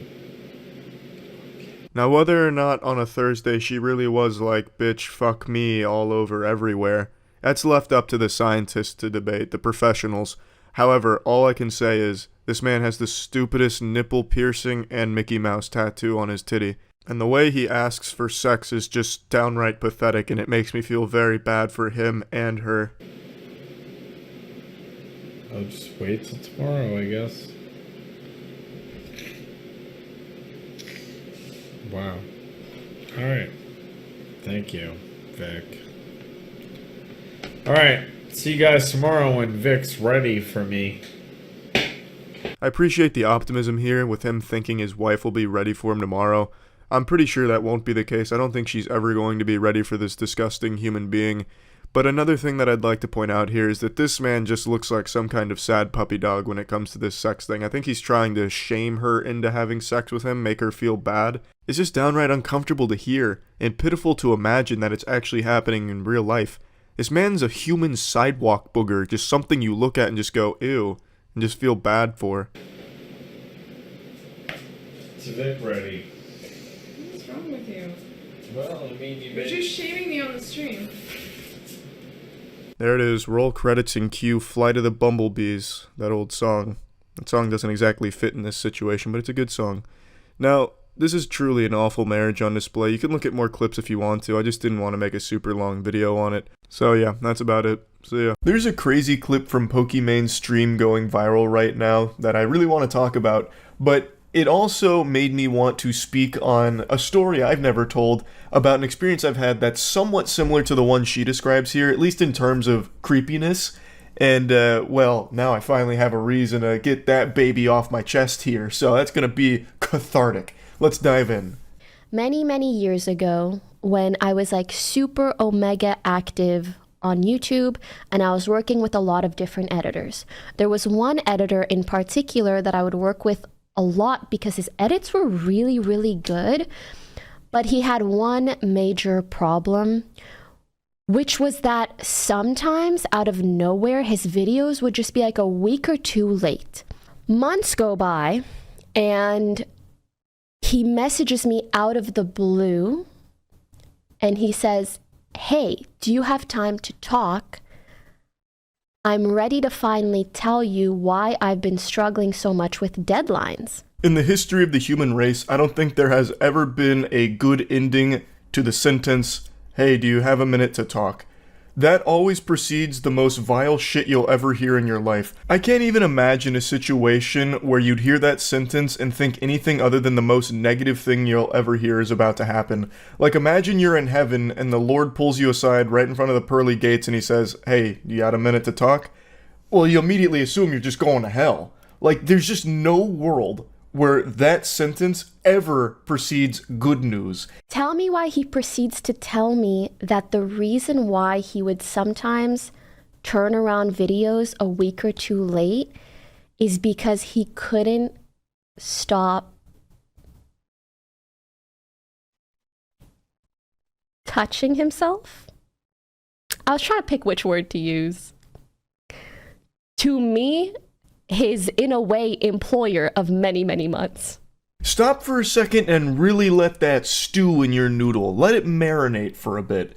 How Coomer-brained must you be not only to do this degenerate act of just fucking beating your meat to a streamer's gameplay footage that you're editing, but then tell her that the reason you're late on some of the edits is because you can't stop squeezing your hog to the footage that she sends you. There are so many layers to this onion here. Let's just start by picking apart the most obvious. Why? Now, I know in the most severe cases of porn addicts, they'll sometimes try and communicate directly to the porn star by, like, leaving comments or sending messages or whatever, and that's always the saddest shit you'll ever see. That'll bring a tear to even the strongest man's eyes. Occasionally you'll see those moments where dudes try and directly communicate to the porn star, leaving comments on their posts saying things like, "Can't wait to watch this one when I'm off work," or "When my wife goes to bed, that's when the bad boy will play. Thanks for providing me with tonight's entertainment," whatever. Like, just leaving these desperate posts, you know, cock in hand, giving a salute, like, "Thank you, madame, for your service. This will be a legendary gooning sesh." But even in those cases, they're communicating with someone they don't know. This guy was her editor for many months. And he was not only jerking off to the content he was being sent, which was just gameplay videos, I imagine, or like just chatting stream moments, nothing even sexual, and he was still choking the chicken to it, fucking playing the skin flute, and then had the gall to tell her that he was doing that is just incomprehensibly unhinged. She was his boss. She was employing him. So he basically went right through HR, bypassed that protocol, went straight to the top of the food chain, kicked in the door, and said, "Listen, boss, I'm fucking obliterating my wiener, and what are you gonna do about it? That's why I've been late on my deadlines." Like, I don't think he came in with that energy. I bet he was, like, super shy about it. He was probably like, "Oh, Pokimane, so I know I've been kind of late recently, but it's only because I was, how do you say, jerking off to your work." When I tell you I've never halted a conversation so fast, because I'm like, you are the person that I send, like, hours of footage to. I don't want to know what you're jacking it to. I don't want to know more. I shouldn't even know how much I know right now. I shouldn't know. I'd actually argue that it's better she did know this, no matter how awful it is, But that way she can get the fuck away from this weirdo ASAP. Just say, take a hike, Buster. This is fucking terrible. But I felt so bad. So when he's like, you know, like, this is like an addiction of mine, I genuinely felt really, really bad. So I still paid him for months. What the hell do I do? Fire him? Am I even allowed to fire someone because they're...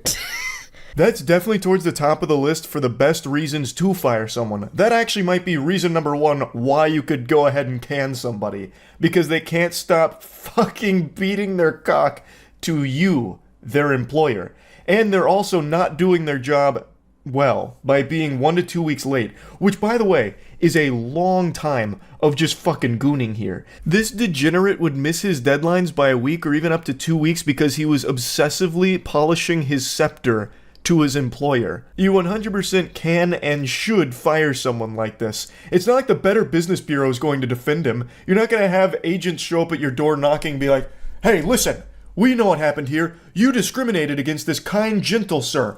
You fired him just because he was obsessively masturbating to you. Well, I'll have you know this is a free country, ma'am. This is a civilized society. You can't fire someone for that. There's no crime.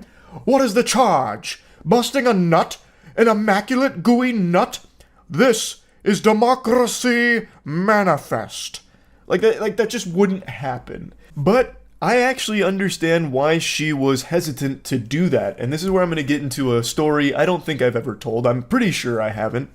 Where I had something somewhat similar happen a long time ago. Not to this level, but something closely related.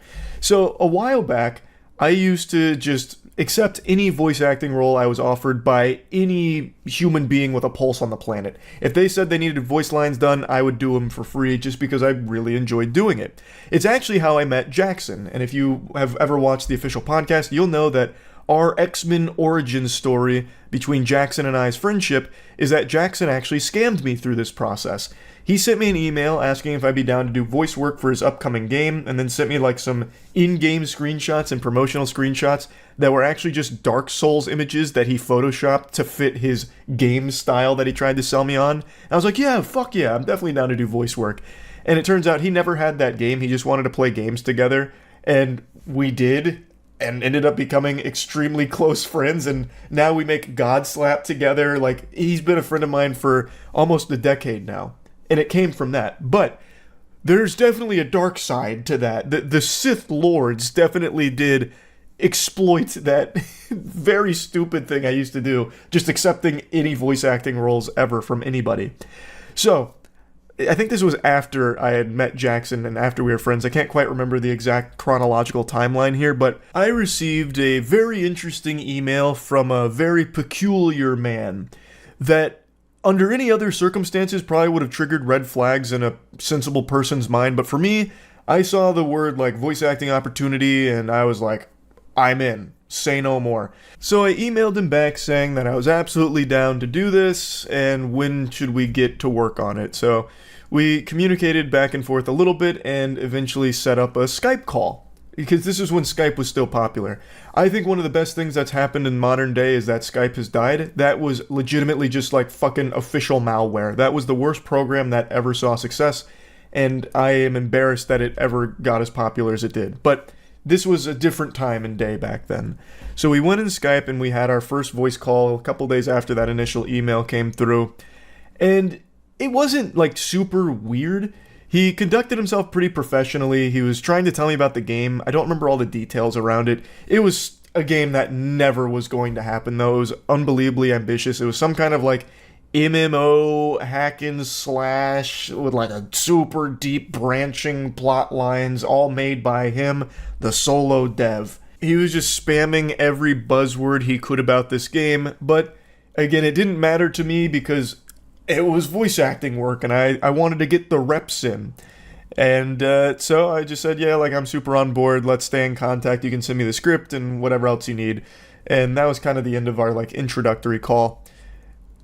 And man, did I open Pandora's box. Pretty much immediately after that call, he would start messaging me on Skype often.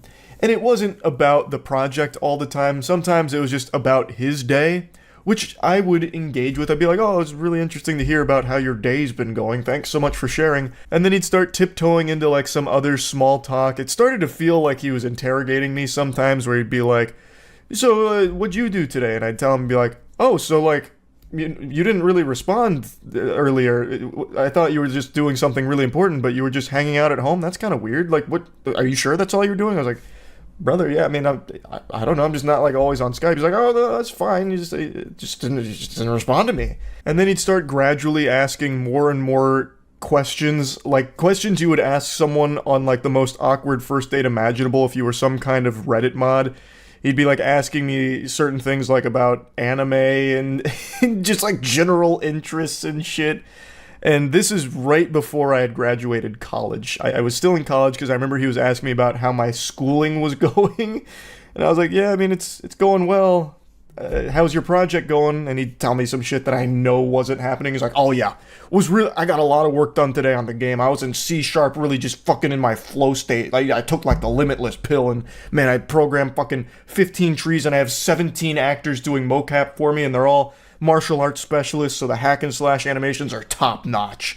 And I was like, oh, that's awesome. Do you have like that script or anything ready? He's like, oh, it's still being worked on. And then he just keep kicking that can down the road and change the topic of like, but enough about the game. Tell me about exercise physiology. What's that like? It's like, brother, you're not my mom. Like, why are you checking in like this? I don't care. And we're not really like close or anything. So why would you get upset if I don't like respond to you in a timely enough fashion? Like, it was just a disaster. So this went on for like a few weeks of this kind of stuff happening every couple of days, and I was ready to just wash my hands of it and just say, all right, this voice work isn't worth, I'm not getting the juice isn't worth the squeeze, as they say. So I kind of just started to let that peter out. I'd really very rarely respond to him, so he'd send me like a few messages over the course of like a week or two that I just would ignore. And then it got really bad. This guy was sending me, like, deep messages, and some of them just very unsettling. And then he eventually sent me a message talking about how he's about to end it all. And, he doesn't expect me to respond since I haven't responded in so long, but he just wanted me to know how much our friendship meant to him and all that. And I fucking freaked out, immediately responded to that when I saw it. And then he once again just switched gears and was like talking about my day and his day and this and that. And once again, just going down this small talk and then like interrogating me like, well, why haven't you been responding? So that I had to come up with a story like, oh, just haven't been checking Skype for the last few weeks, just stuff going on. He's like, oh, okay, yeah, no, okay, yeah, I'm sure, and then getting upset and whatever. I recommended him getting, like, professional help, which he claimed he was doing and seeking, but it wasn't really working. The only thing that really helped him was our little chit-chats back and forth. So obviously, I kept that door open, and luckily, the frequency of his messages was much slower, so over the course of a few months now, the messages were far less often. So it wasn't that big of a deal, but it still just felt miserable to keep this communication open. It felt like a hostage situation where, like, if I didn't respond, he might do something, and it was scary. And as this continued for quite some time, he'd make threats occasionally of harming himself if I didn't respond in, like, a fucking speedrun fashion to one of his messages. When I got into a relationship, he sent a really creepy message about, like, well, is it serious? Why is it serious? What do you see in her? That kind of thing. Like, it was all really alarming shit. And I'm not going to keep boring you with details here, but similar to how Pokimane didn't immediately fire that guy because she, like, felt bad for him or was, like, a little afraid of what might happen or whatever, it's easy to take a step back when you're not involved in it and just be like, oh, this is what you should have done. But when you're actually in one of these, like, really weird fucking situations on, like, a personal level here, it's just a little harder to do that. So I do understand that, but again, definitely the right course was firing that guy. In my situation, eventually what I did was I just stopped responding. If he did send me one of those messages, I would reply just telling him he needs professional help, and I won't talk further about these kind of things with him because I am not a professional. I'm not equipped to deal with that or handle that or help him in any way. He needs real help. And that would be how I'd respond to those messages when he sent them, and he eventually stopped. but that went on for a long time. But yeah, anyway, just kind of wanted to talk about all this. That's about it. So yeah, right now there's a Twitch streamer getting tomatoes thrown at him all across Twitter for a clip that's going viral of him having an embarrassing and horrible response to one of his community members answering a question that he asked them. In Spanish, and it's chef's kiss. All right.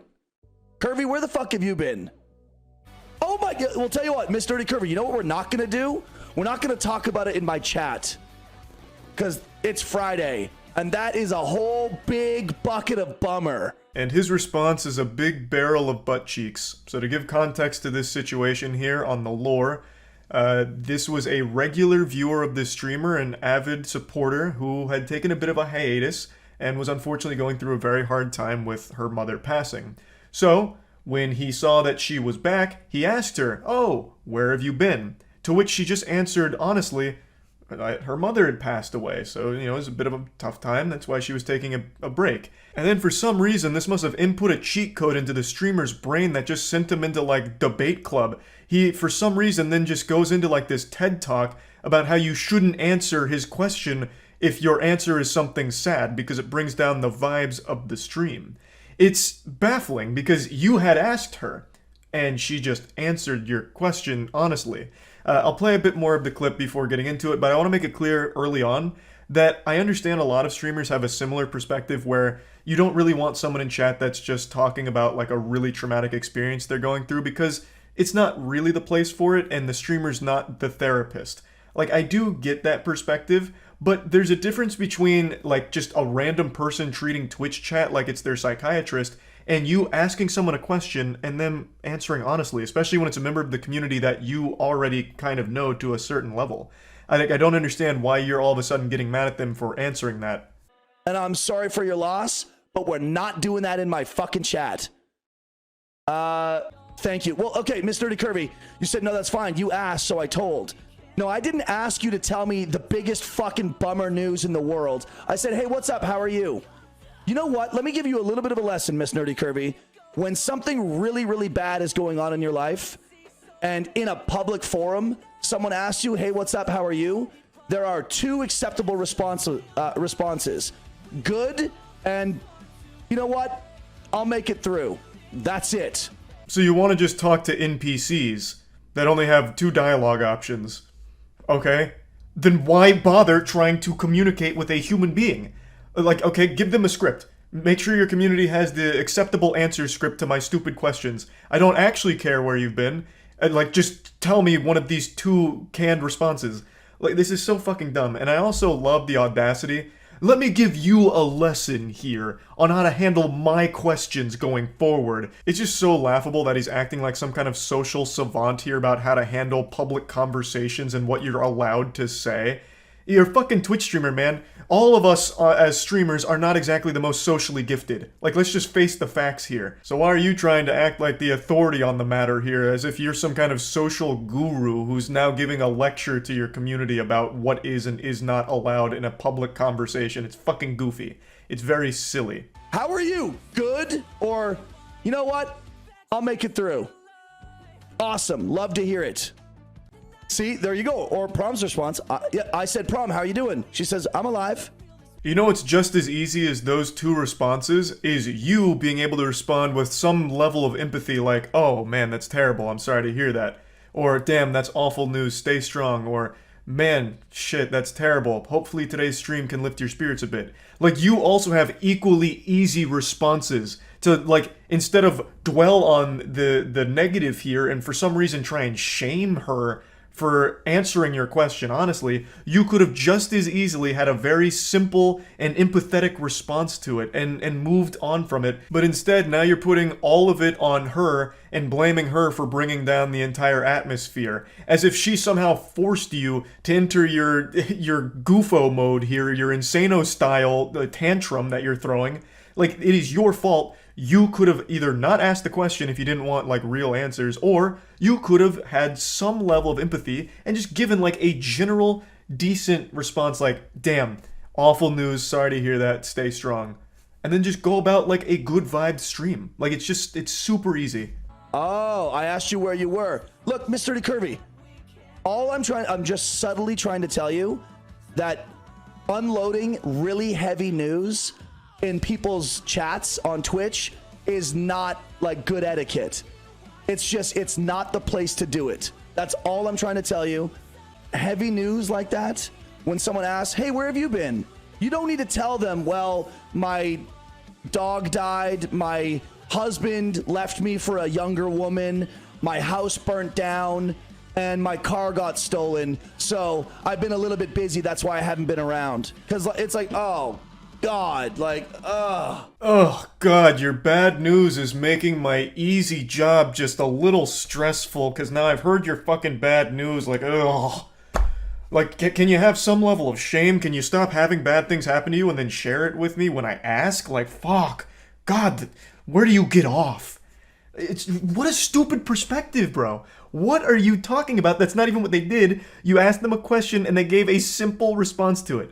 Now, for a little further context, she, in her first response, accidentally led with, like, a laughing emotion. So she led with, like, LMAO because she was responding to, like, a joke he had told and then answered his question about her mom passing away. She got a little concerned that it was going to be misconstrued like she was joking about that. So then she clarified again that, no, like, it's just been a rough time. It's just been horrible. So she said it, like, twice or 3 times in total, but it was never to dwell on it or try and treat him like a therapist or treat chat like it was a self-help subreddit or something. She just answered his question but didn't like her first answer because she thought it might get misconstrued, so then just said, like, no, it's just been bad, and that's where it was. She didn't try and, like, keep pressing it further or anything. For some reason, he did. He took it and ran with it and made it an overwhelmingly negative thing and then shamed her publicly in front of the entire community for it, which is so fucking weird and terrible thing to do. Now, like I said in the very beginning, I do understand the perspective of not wanting your community to treat it like it's like a therapy session where they're dropping really heavy things going on in their personal lives into the Twitch chat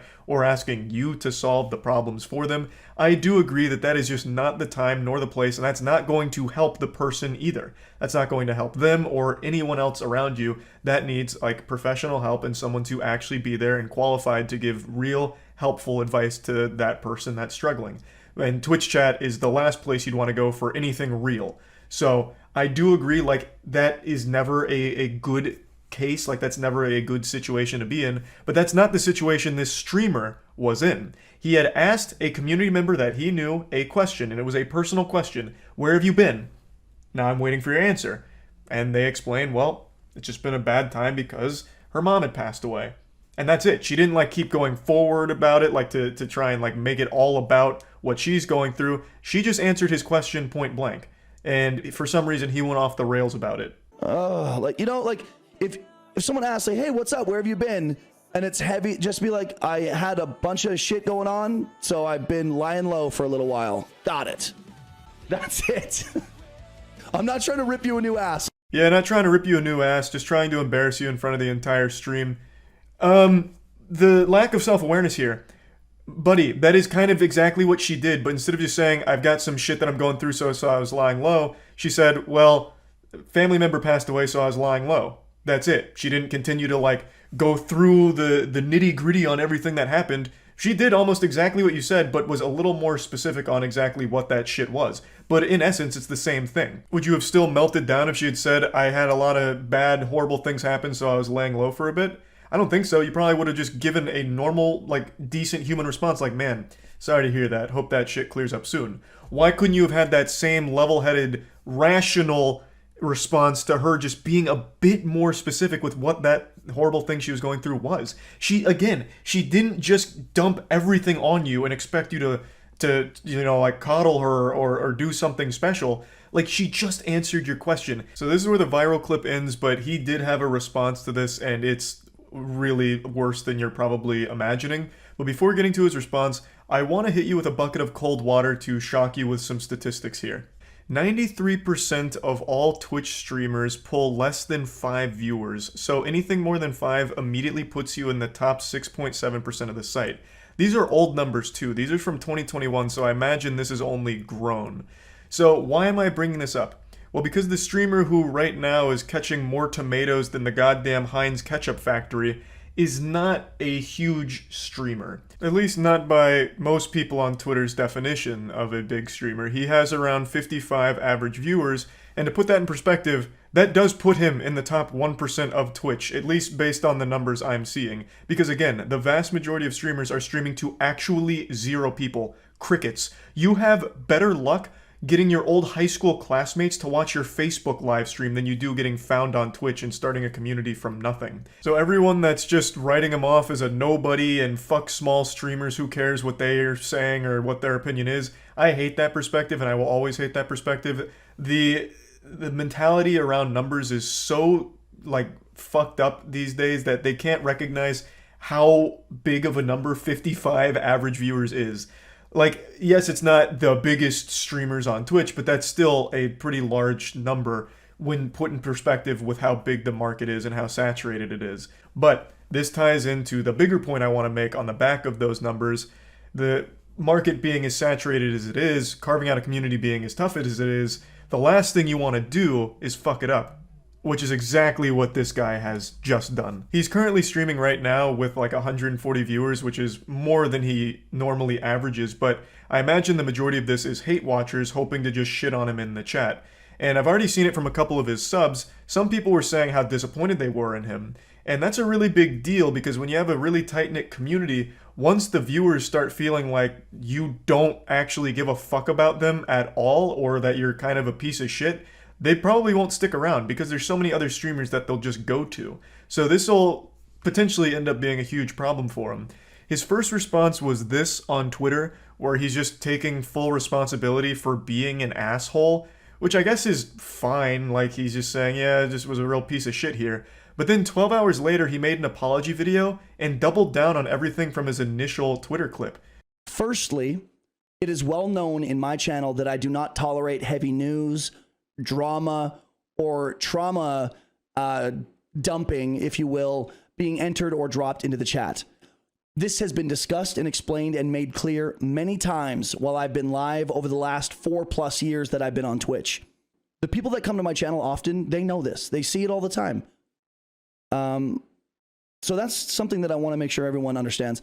He directly blames her for violating his terms of service for being a chatter, basically, saying, I have very strict rules, you're not allowed to kill vibes with bad news or anything drama-related or heavy. Okay, then don't ask questions that could potentially lead to, like, someone being honest with you, man. Not everything in the world is going to be sunshine and rainbows. So why ask a question to your viewers that they might just be open about if you don't want to actually hear it? You know, it just doesn't make any sense. Like, and why are you blaming her? You're fucking blaming the victim here in this situation. What a terrible look. When you had already in your previous tweet sang a very different tune, where you're like, yeah, this one's kind of on me, I was a douchebag. What changed? All of a sudden now, you woke up this morning and you feel like you're not a douchebag, you're a superhero. In fact, she's the villain because she didn't follow your strict chat rules. This is not the first time that she's violated the expectation that people not share heavy news in my channel. The frustration from having her argue in chat that she was, quote, just answering my question, even though she's been spoken to about this type of thing before. Calling this an apology is a disservice to apologies. He is literally just justifying his reaction and saying it's all her fault. She violated our expectation of her in chat, and then said she has a history of doing it.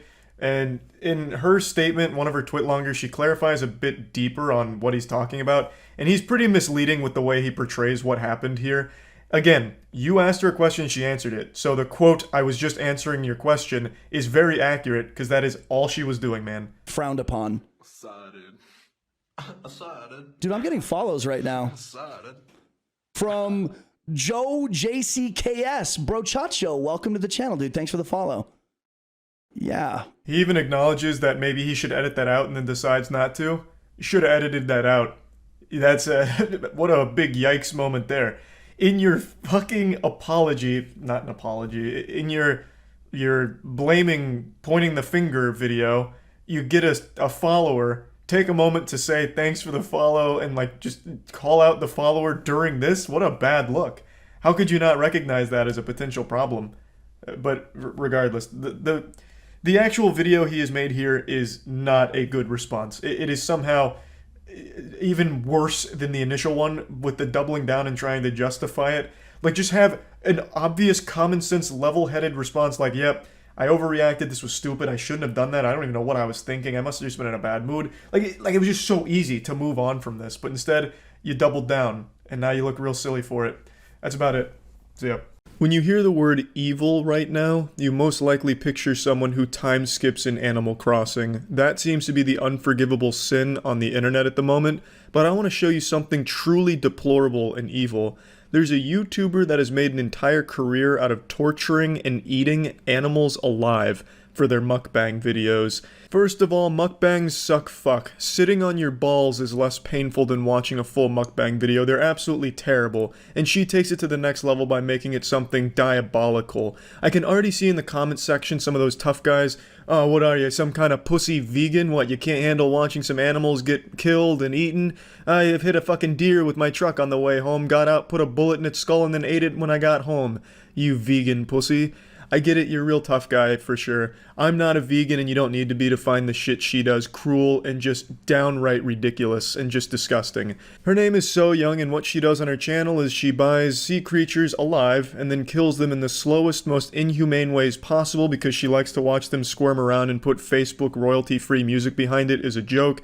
For example, with a squid in particular, she cuts the hood off and then sets the body down, and the body's still alive, the squid is still technically alive, and it's moving around trying to get the fuck away. She'll pour sauce on it and put some goofy music and make some stupid fucking jokes about it. It's terrible stuff. She treats it like it's a Nick Jr. cartoon, where she's making these, like, goofy sounds and goofy YouTuber faces like, that's kind of fucking garbage. That's what she does as the creatures are clinging to the last ounce of life they have. And sometimes she doesn't bother to kill the creatures, like for octopus, she'll just eat them alive straight up.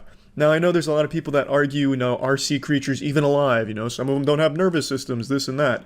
And yeah, there's a debate to be had there, I suppose, but the creatures she chooses to eat alive are the ones that are well documented in being very much aware and alive. For example, the octopus. Octopus are among the most intelligent creatures we have on the planet. They're up there with dolphins. They have a fully complex nervous system, brain. They have as many neurons as dogs do, and they process pain and information in much the same way a dog does. They're able to remember that kind of information as well. So how does she treat an octopus? Well, by devouring it alive as it tries its best to run the fuck away.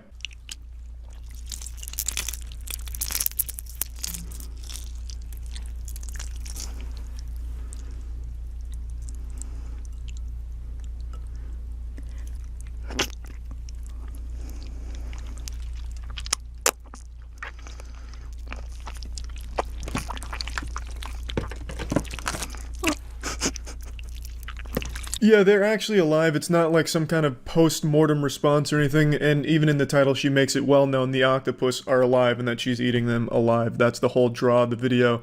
If you watch her channel, you watch this content and support it, you suck. You, objectively, you're a piece of shit and you have shitty taste. I guarantee I could find 1,000 scientific reports to corroborate that. It's a fact. You suck. And she is absolutely terrible. I don't even know how this content is allowed on YouTube. This absolutely falls under animal cruelty, by all definitions. Yes, again, there is a debate to be had about all sea creatures being equal in terms of what they can experience, what they can feel, and all that. I get it. But the creatures she chooses are the smartest fucking creatures in the sea. I'm honestly expecting sometime this week she'll release a eating dolphin alive video where she starts at the fucking butthole of the dolphin and just eats up.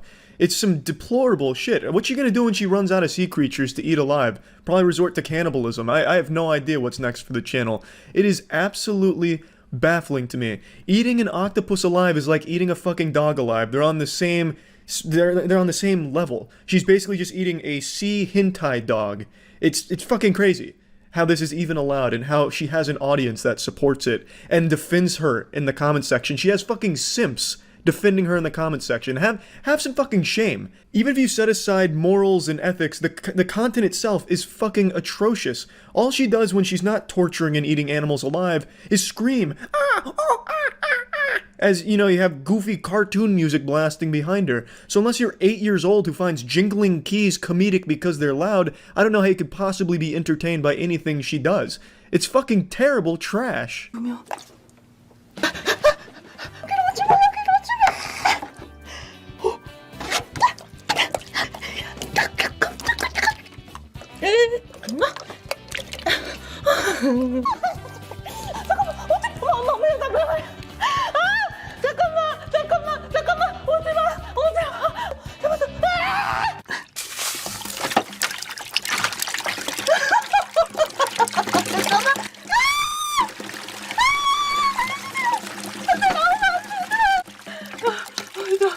I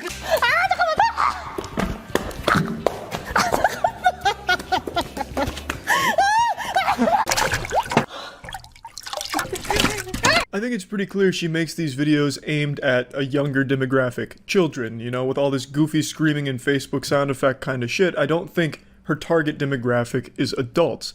Which makes it even more fucked up to just be coming on here and executing these creatures on camera for kids to laugh at. Even when she does muster enough human decency to at least kill the food she's about to eat, she always makes sure that it puts on a little show for her, like she's the puppeteer and it's the marionette. She'll take the sea creature out of the water, throw it on the floor, and just let it flop around, as you saw with the shark right there. She does that for every single creature she eats. I have not found a single video where she doesn't torture it before she eats it. And yes, again, sometimes she does actually kill them, but a lot of times she just eats them alive. 구독, 좋아요 눌러주세요. 자, 엄마야. 자, 먹어볼게요.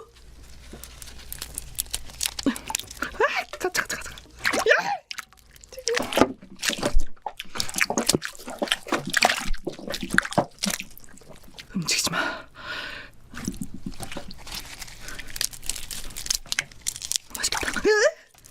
Yep, she just twists their fucking heads off while they're alive. It's like a Mortal Kombat fatality. How are you supposed to humanely prepare prawns? What's the right way? Well, unsurprisingly, you take a sharp knife and you go from head to tail. It's instant. And there's none of the old neck snapping and head ripping off decapitation kind of shit that she prefers to do.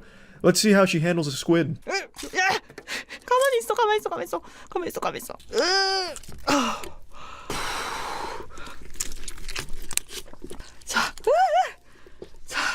자, 일단 한 마리 손질.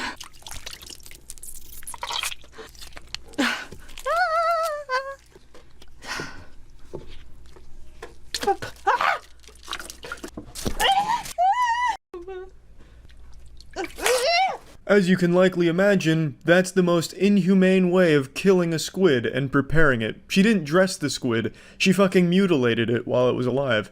I'll share with you the proper way of preparing the squid. You start by killing it, unsurprisingly. You take a sharp knife, or there's even a tool to do it, where you poke it right through its head, and you can kill it instantly, so you don't have to worry about stripping its hood off while it's fucking alive. She then poured sauce on the still alive parts of the squid and watched them dance around as a joke. I didn't want to put that in here. It is disgusting. You don't have to be a vegan to think it's disgusting. I'm not, and I think it's just outright one of the most cruel things that YouTube for some reason is allowing, even condoning. She has 3.2 million subscribers. These videos have 18 million, 20 million views. It's sick. I remember a few years ago there was this channel that was dedicated to destroying iPhones, real shitty channel, and in one of his videos, he destroys the iPhone, but he also kills cockroaches around the iPhone. And he got in huge trouble, got taken down by YouTube because of animal cruelty for killing those cockroaches. So what's changed? She's doing something significantly worse than that, and in far more inhumane ways, but she's allowed to continue. She has over 3.2 million subscribers. These views have 20 million views, 50 million views all over the place. They're massive. And I think what she's doing is just disgusting. 100%. And that's about it. So yeah. Time is a very cruel thing. And getting old is the ultimate cringe. But unfortunately, you can't escape it. Aging is an unavoidable fate. Unless you're Peter Pan or a lobster, I guess. And the older I get, I take a look in the mirror, and I no longer see a young, spry whippersnapper named Charles with stars in his eyes. I see Squidward. Because now, just like Squidward, when I see people having fun in ways that I don't fully understand, it gets under my skin and I start complaining. As I'm entering my geriatric years, all I want to do is play my clarinet and then, shake my fist screaming, "Bah humbug, you wipe that smile off your face right now, you fucking milk-drinking little nerd. I don't understand why you're enjoying that kind of content." And that's what I'm here to do again today. I'm here to just complain about something I don't fucking get, and something I think is really stupid. It's the entire Baby Gronk stuff going on right now. This shit has been contaminating my Twitter timeline for the last 3 days. Basically, is Baby Gronk the new Drip King, or is he just getting rizzed up by Livy? I'm bilingual, I speak fluent English and gamer, and neither one of those help explain what I just read there. Son of a bitch, what does that mean? I had to do legitimate research to figure out what all of this was about. So I'm here to share my findings like an archaeologist presenting it to the museum, so that way you too can understand what all this hoopla is about. And I'll just boil it down to the basics. Baby Gronk is like a 9-year-old kid who's, I guess, like a football prodigy, but it's his dad that's kind of the puppet master behind this whole operation of viral fame, where the dad keeps pathetically messaging every outlet ever to keep reporting on his son to keep the memes alive, so that way his son can have a bigger online presence like on Instagram, TikTok, and all of that. So it's his dad trying to pump up these online numbers. And through the interviews I've watched with Baby Gronk and his dad, it's super clear that the dad is just living vicariously through his child here and trying to make money off of his viral fame. So I actually think it's really fucking sad, honestly. But let's go through this whole thing top to bottom. It all started with this video. Hey, are you that kid from the internet? Yeah, I'm Baby Gronk. I'm Liv. Nice to meet Hi, you. Baby. What are you doing at LSU? I'm a player. You have to come here. It's awesome. I probably will. You're so cute. That whole interaction felt like it was NPCs in Skyrim having some kind of malfunctioning dialogue tree take place. That was so fucking weird. So, what happened there? The woman in that video, her name's Livy Dunn, and she's an online sensation as well as just a very high-level gymnast, so she is an adult. And Baby Gronk is 9 years old. And this led to the internet as well as Baby Gronk's father leaning into the idea that these two were flirting with each other, which is why the caption is Riz Game. For those that don't understand, Riz is like charisma, and it's kind of just replaced like flirting. Basically, when you're talking about Riz, you're talking about like how well you were able to communicate with a female flirtatiously, if I was to try and break it down scientifically. So to try and like spin this interaction as some kind of like romantic thing, I think is fucking awful. That shit is creepy. What in tarnation? That is a 9-year-old child. And Livy is an adult.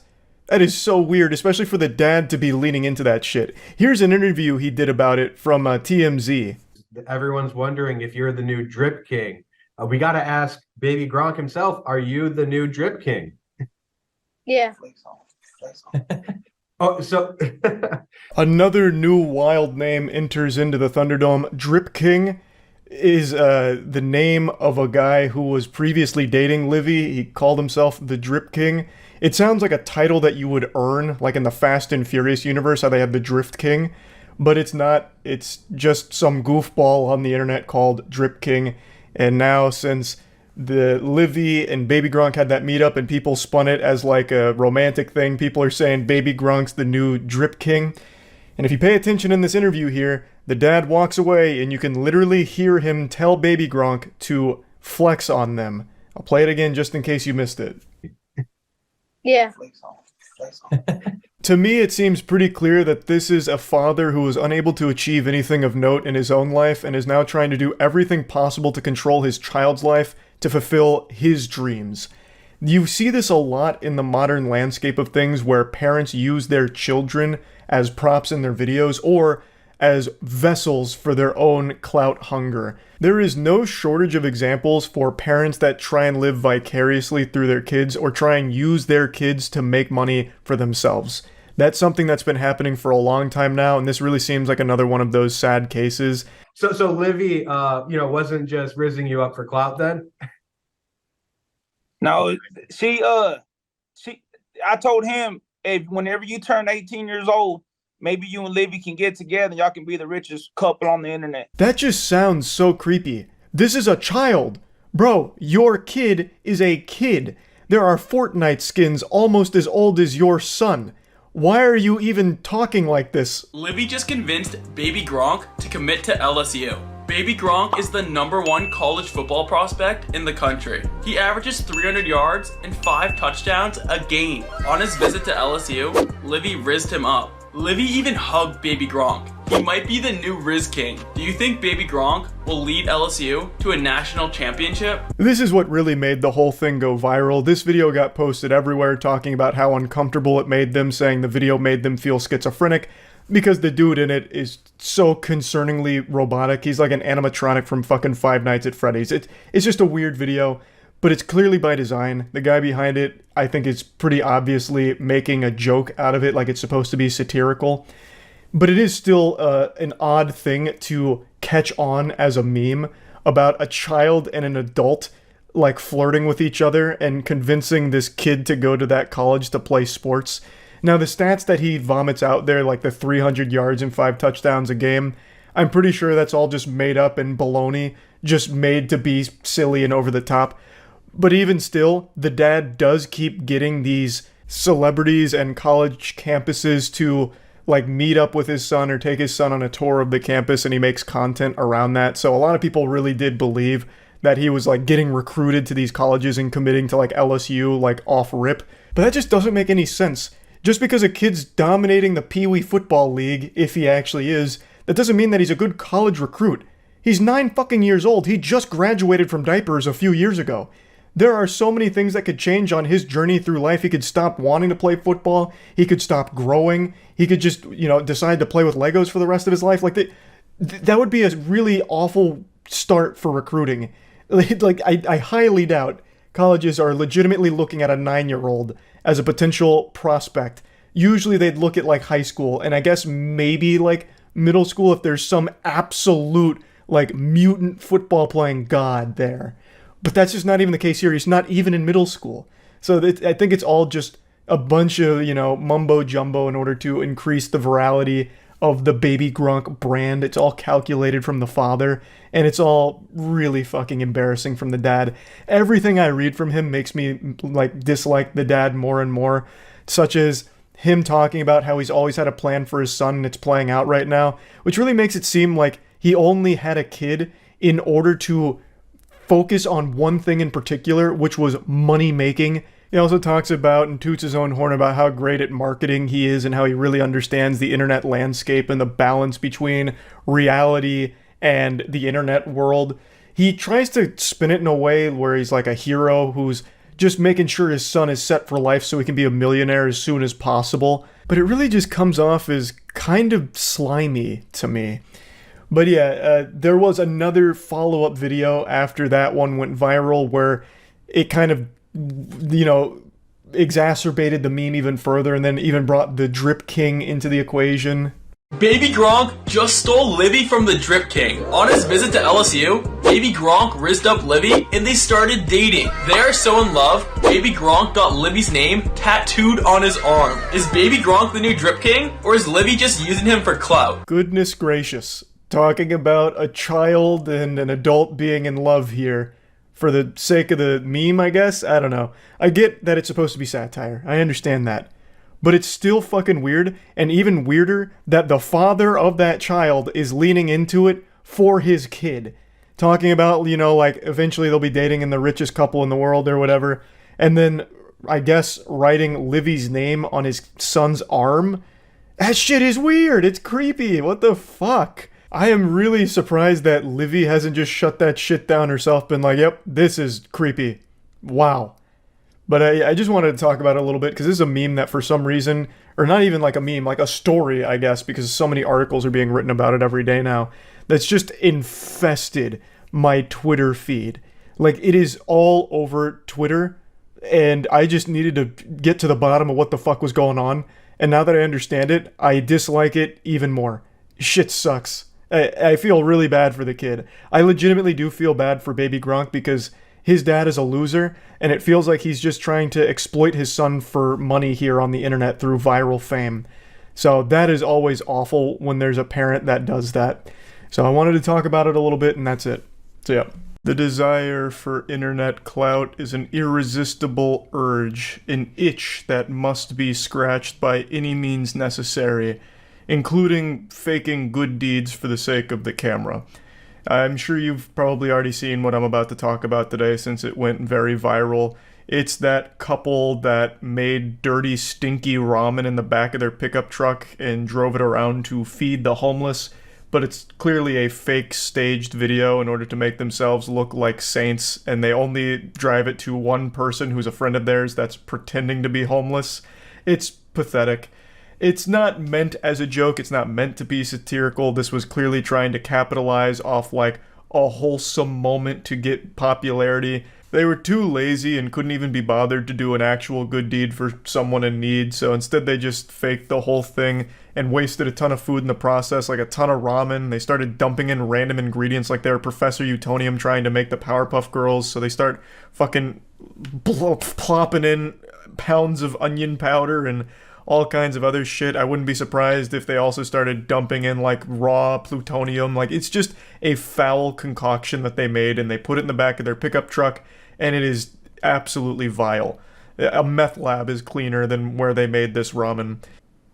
Did you see that lady on Twitter putting a bunch of warm ramen in the back of her pickup truck to feed the homeless? Oh my god, that shit was wacky, yeah. God, Jesus Christ.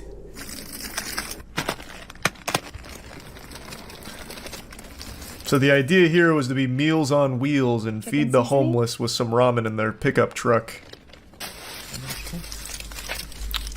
Such a good idea too, by the way. That's gonna make sure the ramen's nice and flavored with that beautiful fucking asphalt. She puts that on her feet to protect her feet. She's trying to get like those what a great person kind of shit going. But it's obviously a terrible idea, one. And two, she doesn't even actually feed homeless people with it. She has one of her friends pretend to be homeless and eat out of it like a fucking pig at a trough. Like, it's just embarrassing. It's so fucking cringe. This performance. Need cash. Lounging on a pile of rocks. Because all homeless people choose the most uncomfortable places to lay down, obviously. If they're not laying on rocks, they're laying on broken glass. So, you know, they found a real homeless person in the wild here. Man, you hungry? I didn't remember him actually eating it. He spit that shit out and violently puked, I bet. Just, you know, sometimes it's the little things, the good deeds from the good people, like this woman and her husband. To stage a feeding the homeless video for some TikTok points, you gotta love it. I was actually wrong. This wasn't done for TikTok clout. It was actually done for something even more meaningless. Facebook attention. Facebook updates and page likes. If you started downloading pictures of spit as NFTs right now, that would hold more value than Facebook likes. And that was the whole motivator here. This was posted by a page that's notorious for posting absolute garbage trash. And in their bio, they do state that some of the content they post is staged, this clearly being an example of that. I'm not going to say the page's name because this is clearly just a play for attention regardless, but it doesn't change anything about the situation here. Staging this brain-rotted garbage is at worst misleading and deceptive to the Facebook audience of 70-year-old geriatrics that believe it's real, and at best, just turbo cringe. This shit is just still fucking embarrassing to watch no matter how you spin it. So yeah, I just wanted to briefly talk about it and show you what all the hubbub is about with this food truck ramen delivery service, or lack thereof, I guess. And that's really about it. So yeah. Happy Thanksgiving, everybody. I hope you and your family have a wonderful time of festivities, food, and whatever else you may do to celebrate today. I'm starting my Thanksgiving festivities the way our forefathers intended, by reading through an unbelievably long list of accusations and allegations against a YouTuber named Dream. Massive YouTuber, I'm sure you're familiar with the channel. I don't know how he's celebrating Thanksgiving, but I'll tell you one thing I know he's not thankful for, and it's Twitter. There are at least 100,000 different threads attempting to chronicle every single allegation as well as like the supposed evidence to support all the claims. And this morning I decided to like finally just take the plunge, fucking cannonball into this cesspool and figure out what exactly he's even being accused of, what the evidence is, trying to make heads or tails of this wild web of things. And Jiminy Christmas, I'll just tell you, sports fans, I'm more confused than a caveman seeing fire for the first time.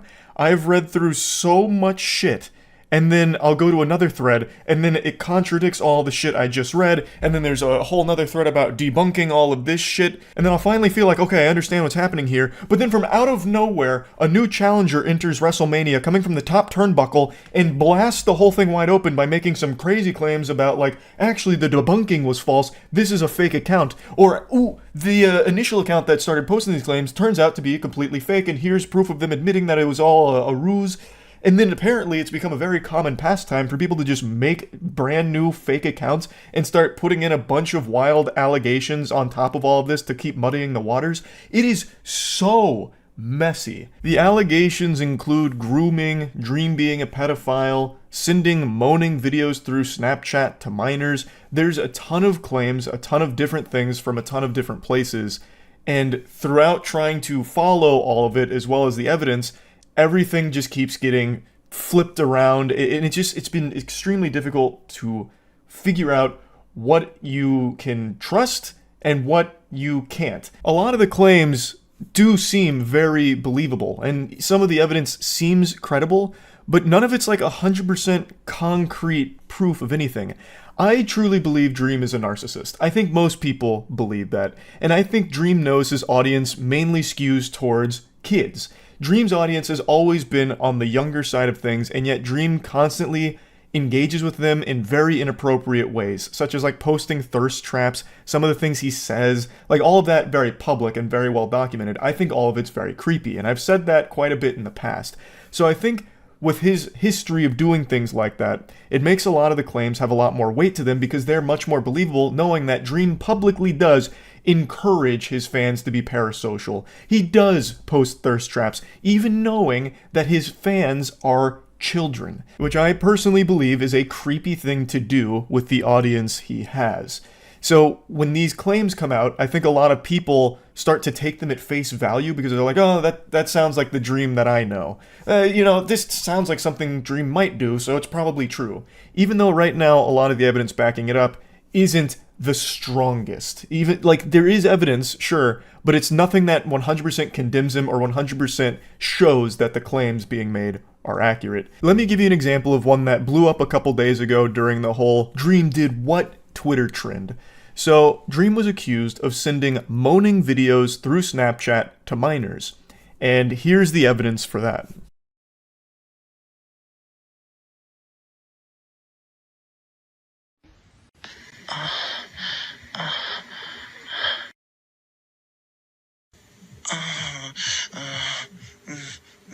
This is allegedly Dream's Snapchat account, but there's nothing actually connecting this account to those videos whatsoever. You can easily just make a fake Dream Snapchat account. There's nothing in those videos that has his face or anything. It's just the sound of someone moaning that resembles Dream's voice. To me, it sounds more like a Shane Dawson moan. I don't listen to a lot of Dream, but when I heard that, I thought for sure this was leaked audio of Shane Dawson when he did that degenerate shit with his cat. These videos just aren't definitive proof of anything. It's a black screen with the sound of somebody moaning. Now that's not to say that this can't be real. It could be Dream. I have no way of knowing for sure one way or the other. It's just right now with what is presented, it's not enough to convince me beyond a shadow of a doubt that this is Dream here. Anyone could be moaning there and just say, look, it's Dream, listen, it's definitely him, but it's just a complete random person doing it. If they really wanted to get wacky with it, they could have grabbed the audio from that classic meme where the guy passes a kidney stone while coming and is like screaming while orgasming. Like that, and then just say, it's Dream, look, and it was sent to a minor. Even though, again, there's also no proof of it being sent to a minor, at least nothing that I can find here for that. So the only proof here is the name, Dream, it's clearly his Snapchat, it must be. And listen to him moan and look at what he said. And then it's just some like really fucking cringe text that seems like it's straight out of the worst written erotica fanfic ever. I'd kiss your neck and tease the shit out of you, run my hand up your body. Your tits are so nice, what the fuck, I just want to fill you up, princess. Oh god. Sickening, vomit-inducing trash there. But I just don't see anything here that proves that this is Dream that sent it A, and Dream that sent it to a minor B. Like, and I also don't, just on a side note, I don't think anyone's ever been so terminally horny that they send a video of them moaning to somebody. That is just so conceptually baffling to me. I don't know if it's commonplace for a dude to do that, but I can't even imagine that. To just send a clip of you moaning to someone would be like the worst jump scare ever. Just, like, oh, are you feeling it now, babe? Like, do you like that one? Like, I can't even imagine that thought process. But again, there just isn't enough here for me to know what is true and what is false. As more and more evidence comes out, I'm sure it'll make it more and more clear, but so far, everything that keeps coming out has 1,000 other things that all try and, like, contradict it, and it just gets so hard to figure out what's real, what's fake. There is only one small chapter in this massive textbook here that I was able to confirm beyond a shadow of a doubt at least happened and is 100% real, and that's the entire saga of him versus Nicholas Cantu, the voice of Gumball. 10,000, 100,000 of them to take me down. So that's how minuscule you are to my size, right? My stature of intelligence, character, body, and reverence in the world. 1K is better for this pussy who doesn't want to give away his millions. Are you Jewish? No, man, because I'm gonna do movies, stand-up comedy, everything, all the shit. Music, whatever the fuck, e-commerce. You don't understand that you're talking to, like, a Michelangelo. So, in this anime arc here, for all of the Dream controversy, what happened is Nicholas Cantu and Dream got into a big verbal disagreement. Apparently, it even got physical with, like, Nicholas slapping Dream and this and that. Dream eventually filmed Nicholas in an Uber where he was drunk and high, so crossfaded. According to some of the claims, he was also going through a manic episode. In the video, he starts saying some awful shit. He starts saying slurs, too, towards Dream. And Dream captures this footage, eventually drops it online, and then goes over the situation. Both people catch a lot of shit here, Dream and Nicholas. However, the internet mainly rallied behind Nicholas against Dream. Dream is not a very well-liked person online for a variety of different reasons. In this case, they cited the fact that he filmed this and then tried to use it as a weapon is an extremely weird thing to do, especially when considering some of the other circumstances at play around this situation. I'm not here to get too deep into the weeds of the Gumball versus Dream stuff here. There's plenty of information out there about it if anyone's curious enough to look into it. The only reason I'm bringing it up here is because out of everything I've been reading so far, this seems to be the only one that I can confirm with 100% certainty this is a legitimate situation that happened as it was described and as it was claimed to have happened. Just like sand, you can see it, you can touch it, you can taste it, it's real, it's there. So there's a lot of proof around this one. This whole situation actually happened. Now, Dream has been anything but silent on this case. He's been engaging directly with all of the shit going on Twitter, and he made a statement saying that it's all false, it's all a lie, and he's making a huge comprehensive video going over each and every component of it. So I guess we'll have to see what he says in that video about everything. Obviously, I don't think he's going to admit to anything, even if it is true, but I think just by having him address it, it'll help figure out what claims even have real validity to them in the first place, because I imagine when tackling these things, he's going to go over the situation, which could help piece together the story, and maybe some of the claims do get proven true from Dream's video, even though he's been trying to make excuses for it. Like, there's no telling. If all of the claims are fake, if all of the claims are true, I have no idea, but all I know for sure is this is a fucking crazy, messy, nearly impossible situation to actually follow and get to the bottom of. So I guess we'll see what happens when he posts this, when he posts his video about this, and go from there. That's about it. See ya.